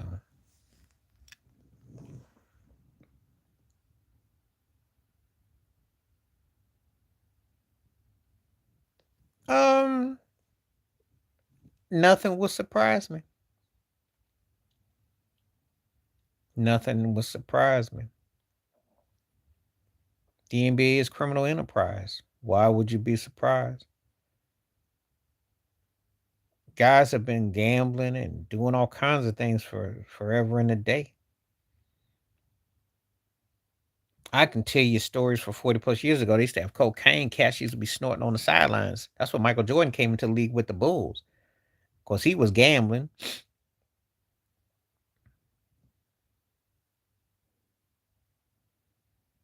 I wouldn't be surprised about none of it.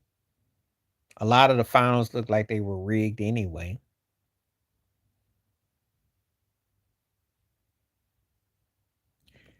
If he stays healthy and takes over the NBA landscape, he will be the most incredible talent since Wilt Chamberlain. I'm gonna say that here live. So if anybody ever asks, "Well, did you hear those two mentioned in the same sentence?" You'll think he was Wilt Chamberlain's grandson. I'm gonna make that bold statement. That's no diss to Shaquille O'Neal, but when you think about Wilt finger roll free throw line. Wilt was more agile. His athleticism hasn't been matched by another center. Kareem had the sky hook, yes. Russell had incredible imposing body. What is that strange thought? But Wemby got that kind of potential. I thought about Wilt. I know it's a big reach in the stretch, but if he making a 40-15 against AD look like that last night, if he can get hot and he got the three ball and he can finger roll, he might have a chance.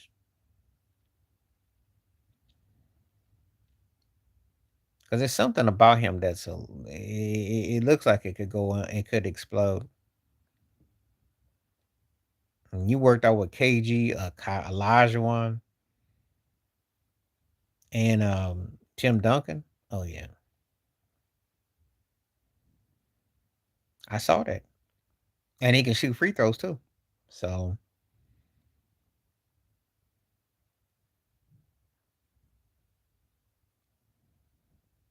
it won't be his last either. So he can shoot the perimeter, and he got hops and dribbles and moves. Watch out. So, but as far as LeBron goes, I nothing will surprise me because look who they've been hanging out. What's one player you think that shut him down? But nobody's gonna shut him down. I think Victor Wemby's biggest problem will be if cats come at him and force him out of the loop. So that's where the guard play of San Antonio has to be so huge. Last night he was able to because he was on the perimeter and he was forcing issue. Plus Dallas doesn't have the luxury of they that's how they play. AD's their best defender. Cooper Flack is fresh. Oh, you put Draymond on him, he'll put 85 on him. He'll pass Kobe on that one.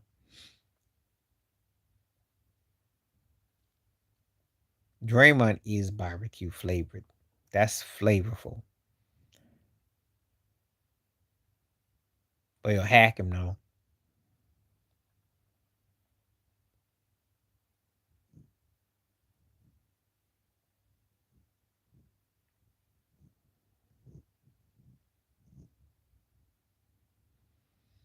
Mm.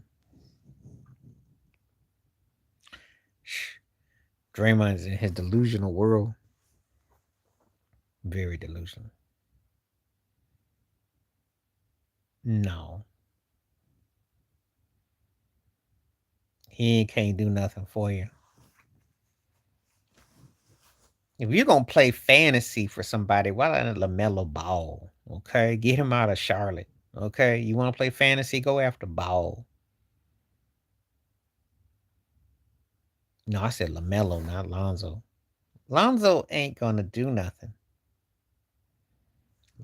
Lonzo ain't gonna do nothing. Lonzo's playing for his pension right now as we talk.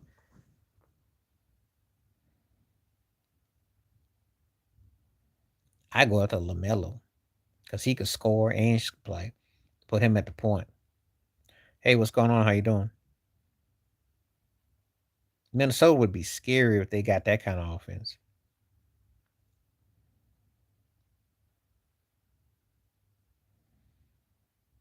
You're a guy like that on the perimeter with Ant and Julius Randle. Choose your poison. Okay.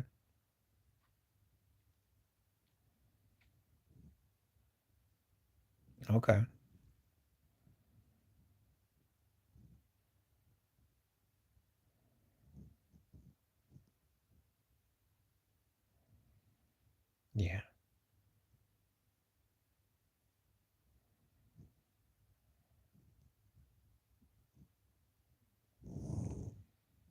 Okay.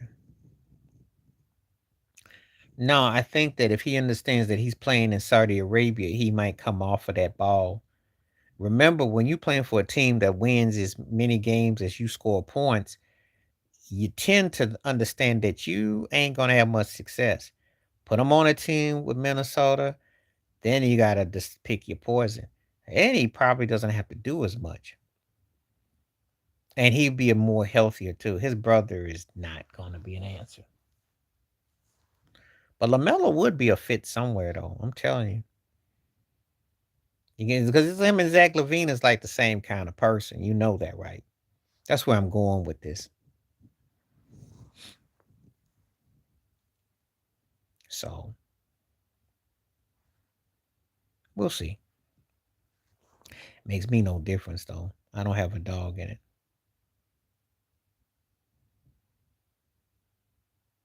Strawberries are curious of me. Okay.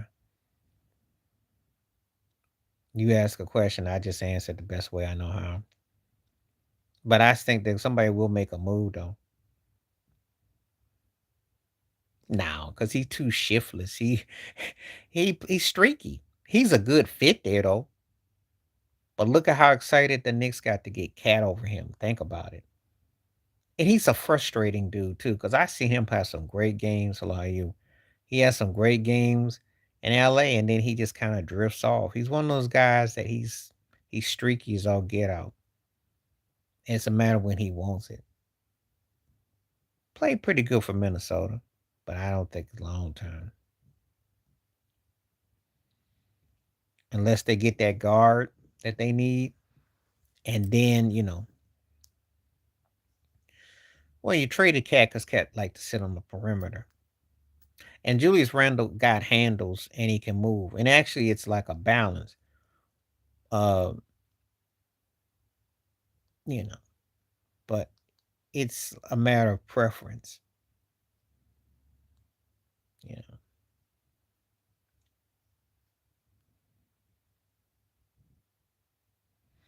I don't think they thought they could go far with him because obviously him with Ant and Gobert didn't really work.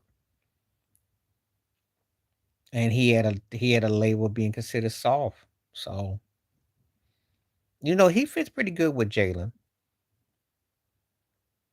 He came up big in that series against Boston last year. So it all depends on how you look at it. You think, you think they don't play no defense. And the problem they're gonna run into is that they had a lead last night and they blew it again. You know, and I don't know what to say about them. You got to start Paul Pierce. That goes without saying. You bench Jason Tatum, you cut Glenn Rice, and I'm gonna tell you why. Because Tatum is a productive player. Glenn Rice was very big and strong and everything, but he could be streaky. Paul Pierce is a better version of that, even though Glenn Rice got a better fluid shot. But that's what you have to do.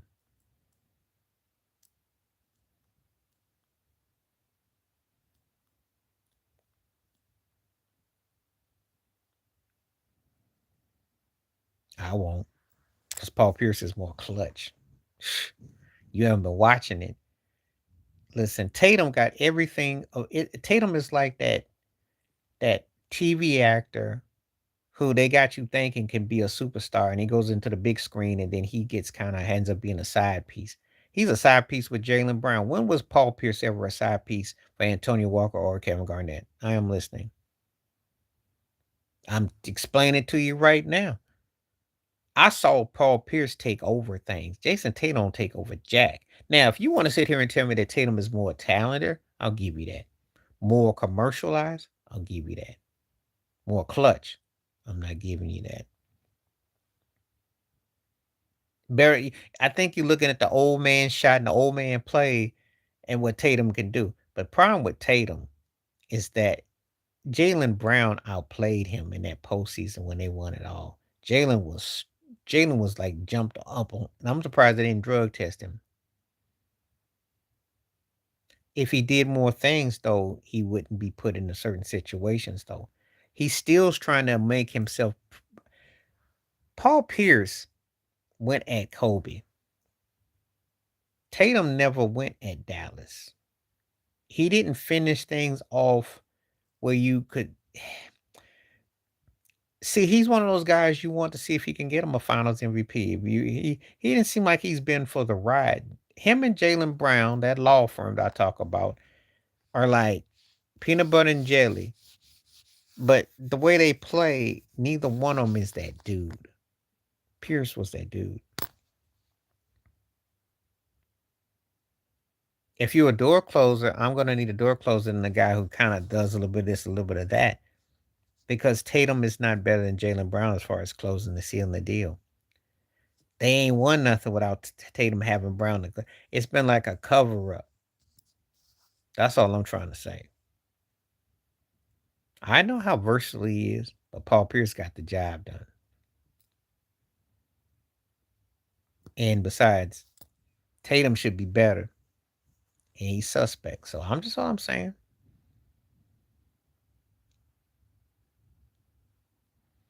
But we entitled to our opinions though. I like Kobe White.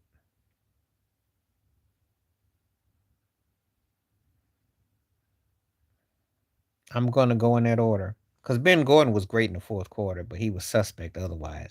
And he ain't the smartest cat out.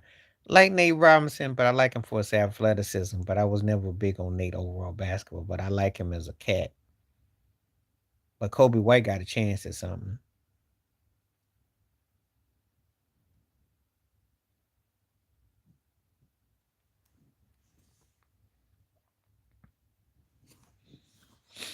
Okay, so I got about 10 more minutes before I'm gonna call it a night. 10 more minutes. We getting into the wheelhouse. So I'll be on for almost 2 hours. So I'm gonna give you 10 more minutes. And don't forget, when I do conclude, I leave this video up for people who didn't catch it. You can watch it. It'll be up. I can't explain it, again. It's, these things are luck of the draw, systematic. It's a lot of factors involved.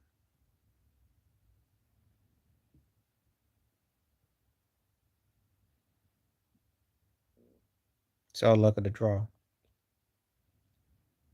Some guys have got it like that, some guys don't. I can't explain.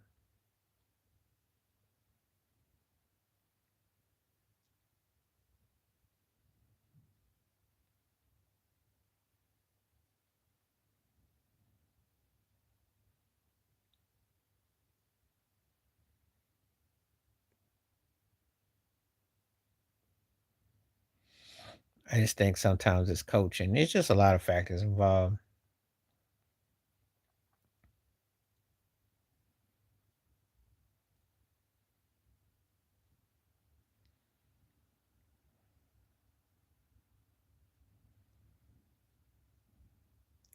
He looking good. He's looking good. And Sky could be a start or something. I know the NBA hopes he is because they put a lot of money in him. See,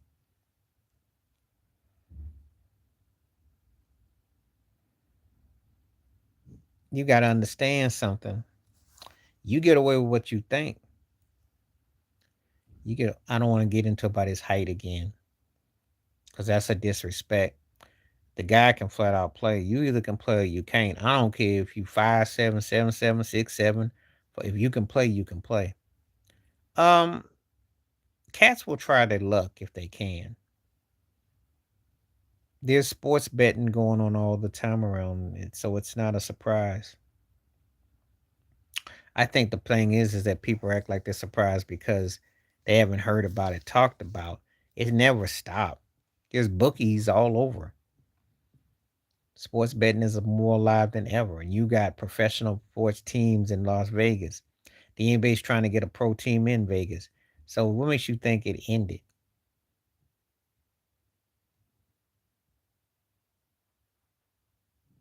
So that's how I look at it. 73% for Victor Wembanyama, so that's good.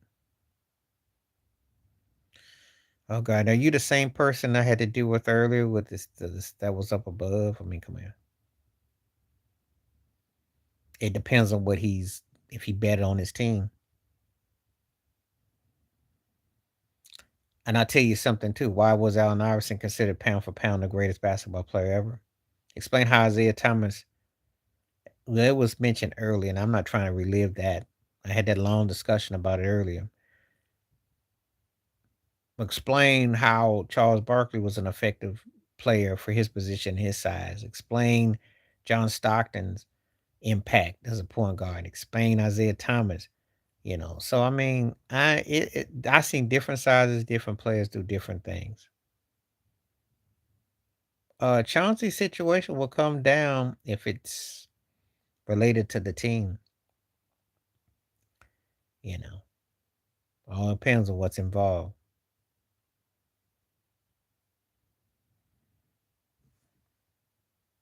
Depends on what they got. I would imagine he would get fired though. They suck. They ain't gonna win nothing, and it's not like his league MVP is the reason why he got some sway and his success. But that's been 20 years ago.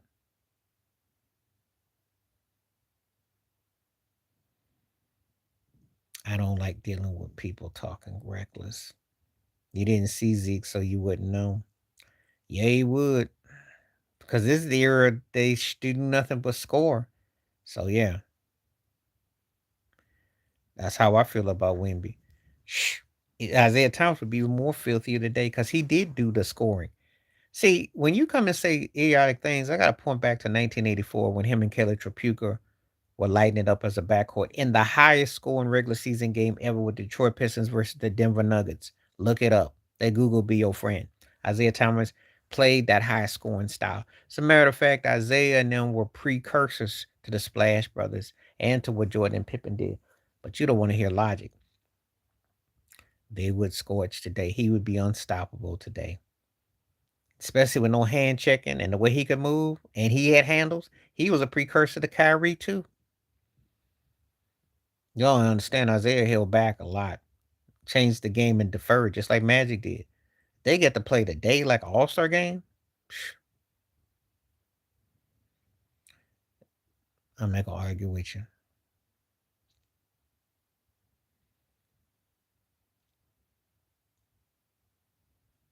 because I don't. I'm not wasting my breath on people. On the people who know.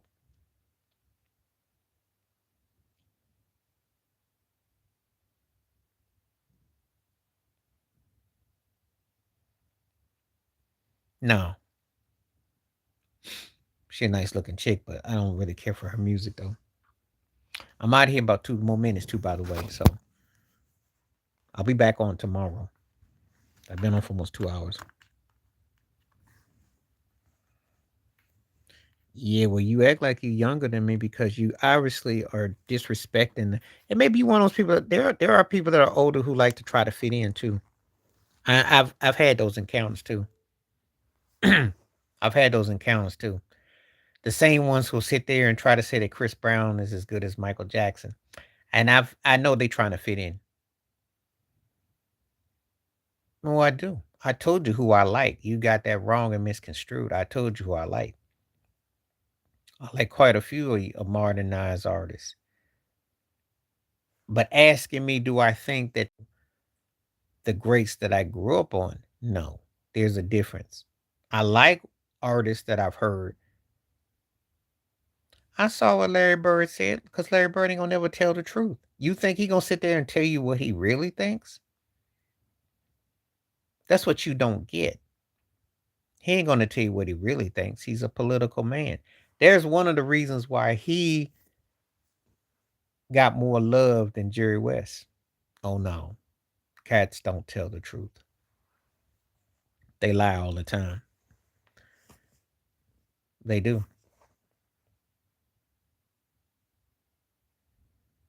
because she sucks.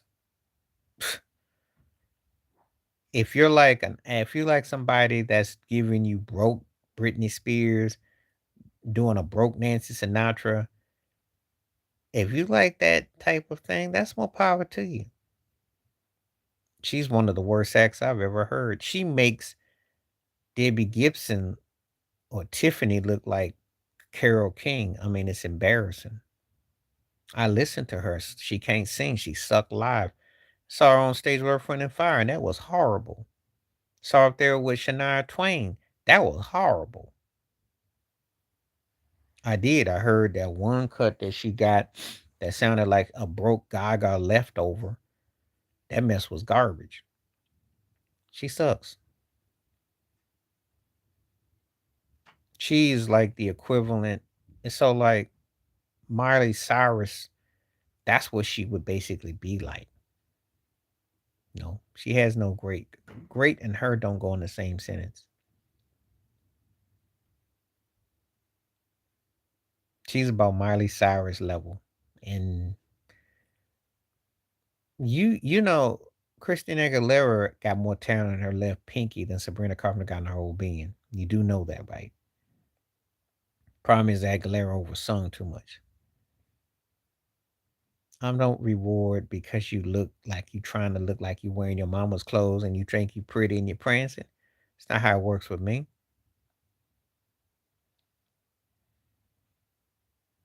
I'm not a kid, so I don't listen for eye candy. Eye candy don't do nothing for me. And that's all she's about. She can't touch her because she didn't have her personality. She could touch her as far as vocals go. She runs circles around as far as singing, but she didn't have no personality. That's what worked against Aguilera. I give you that. Aguilera should have been the Linda Ronstadt of her generation. Instead of Screech and could do different things, but just didn't get the right push. No, I shouldn't have. I should have been put my butt to bed. I'm not wasting my time watching no generic joke of a act. I don't want to see that mess. I saw her on MTV, the MTV Awards, and that was horrible. And she lip synced, and she was horrible. Told you so. See, I'm not one of those kind of people that's gonna sell myself out just to appeal because something's out now. I didn't do that back in the day when I was a teenager. If something was whack, I told you it was whack. I didn't romanticize it. I don't romanticize it now. That's one thing you can tell is consistent with me. For the ones who don't know, no, she won't. She can't sing, and the ringtone era is over. And she had a run. She was catchy. She could have been the Donna Summers of her generation if she had stayed with making music, with the right production. She definitely was catchy. She was the street to Britney to Beyonce's commercial. Oh, don't say nothing ridiculous. The hairstyle aside, what else they got in common? That's the only thing is the hair. Prince had more talent in his left pinky than Rihanna had in her old being. Come on now, don't insult Prince like that.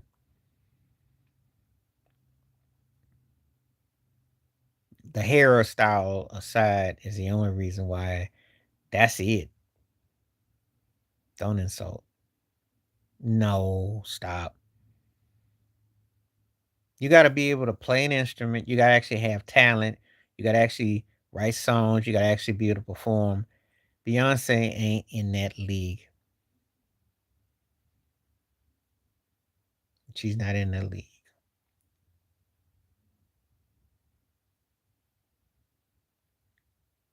And don't put nobody up in the same sentence with Prince or somebody like that unless you can really mention somebody that belongs in it. This ain't the time for me to down. This is one reason why I gotta give it a go. Cause see, when you start saying stuff like that, I be looking at people sideways. You saw who Prince had for his musical peers. You saw what Prince did as an artist. That's not even like that. Far as what? The better artistry? Donna Ross gonna win just for the Supremes alone. And they were better than LaBelle. LaBelle got the better voice, but Ross had the better hits. She got the better catalog. I like Patti LaBelle, but she always to me is overdone it with underdoing it. She overdid it as far as singing and underdone it as far as the material. Donna Ross had the better work. Okay, I'm gonna get ready to go in about. I'm gonna go in a couple minutes. Got a couple more minutes. 5 more minutes. I got 5 more minutes. I'm gonna call it 5 more minutes. So if you got any more questions, feel free.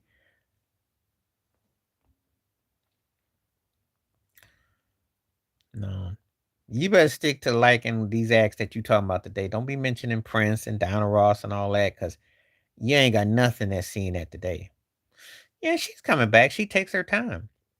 She's one of the most gangsterous artists I've ever seen in my life. She ain't gonna put on no whack album. She gonna make you wait. She doesn't really have to do much. She tours when she wants. She puts out her record. Smart is smart. Like she's the female version of Frankie Beverly. Smart. Why would you put yourself through putting on 99 albums and 98 of them nobody won't?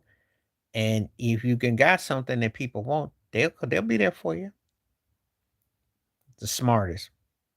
Probably the most independent minded artist I can think of that pretty much just did it her way. I do like New School. I wish you wouldn't say that because you don't talk about enough musical genres to understand my mindset. See, if I asked you about Roy Hargrove, what you know about Roy Hargrove? I listened to Roy Hargrove, and he came on the last 25, 30 years as a trumpet player. He died about 10 years ago. Hargrove, I liked him. I thought he was like a modern day version of Clifford Brown. Don't assume. But when you mention what I call kitty bop, teeny bop, whack pop acts that really ain't that deep, yeah, it's gonna come across like I'm a curmudgeon because they're not that good. Just like if you ask me about hip hop, like I like J. Cole. Sharon Red is okay. I told you who I like, Martin. I like Bruno. I think Bruno Mars is the best artist going today. Back in the day, I like Bruno Mars. I think he's the most versatile artist going today. But we're in an era music doesn't even count like that. He's in the wrong era. If he came out another era, he'd be 3 times bigger. Showed a lot of versatility, but don't matter. I think Gaga got talent, but she does dumb stuff, and I can't. It doesn't come off the way it should. There are acts that I like, but do I? But are there acts that I think are Hall of Fame to what I grew up on? No, no. So if you want to say things about me, fine. But you grew up watching someone like Michael Jackson or Stevie Wonder, you know good and well you ain't got nothing like that out here today. You saw Aretha Franklin to a Whitney Houston, you know you ain't got nothing like that here today. You saw something like the Temptations, you know you ain't got nothing like that today. It wasn't just about the longevity, it was that they had songs. You know, you see somebody like Lionel Richie, career, the songs. You see somebody like Babyface, the songs, the career, you know. That's what I'm talking about. You had an emphasis on Smokey Robinson's, I don't like to compare groups and bands, so I'm not gonna take that. I'm gonna tell you, I don't look at groups and bands in the same capacity.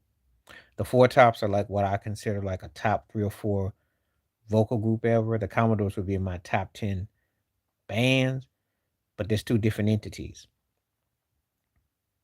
I probably listen to the Commodores more because Lionel Richie's pen game was incredible, but Levi Stubbs, the lead singer for the Tops, is incredible. See how that works? Don't like to compare bands and groups.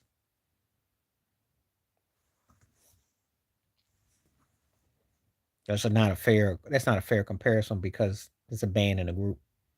So if you said the Commodores Earth, Wind and Fire, you said the Four Tops Temptations or Four Tops the Spinners, you know where I'm going with that? That's how I do it. I don't compare bands and groups. It's like someone asking me Bruce Springsteen up against Guns N' Roses.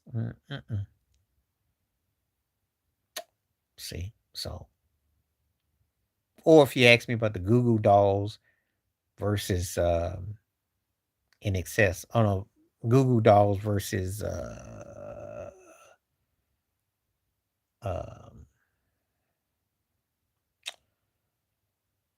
Christopher Cross or something. Hey, you got to keep it where it's more consistent. Not just because of certain things doesn't mean I won't compare. So anyway, I'm gonna get ready to call it a night. Though I've been on long enough, and we will be back tomorrow. Appreciate it. I was on for 2+ hours. The stream will be on, so feel free to watch it, comment, and hit likes and hit the poll. I will see y'all tomorrow. Appreciate everybody. Stay safe, stay blessed, stay woke, stay free. I'm out one time, peace.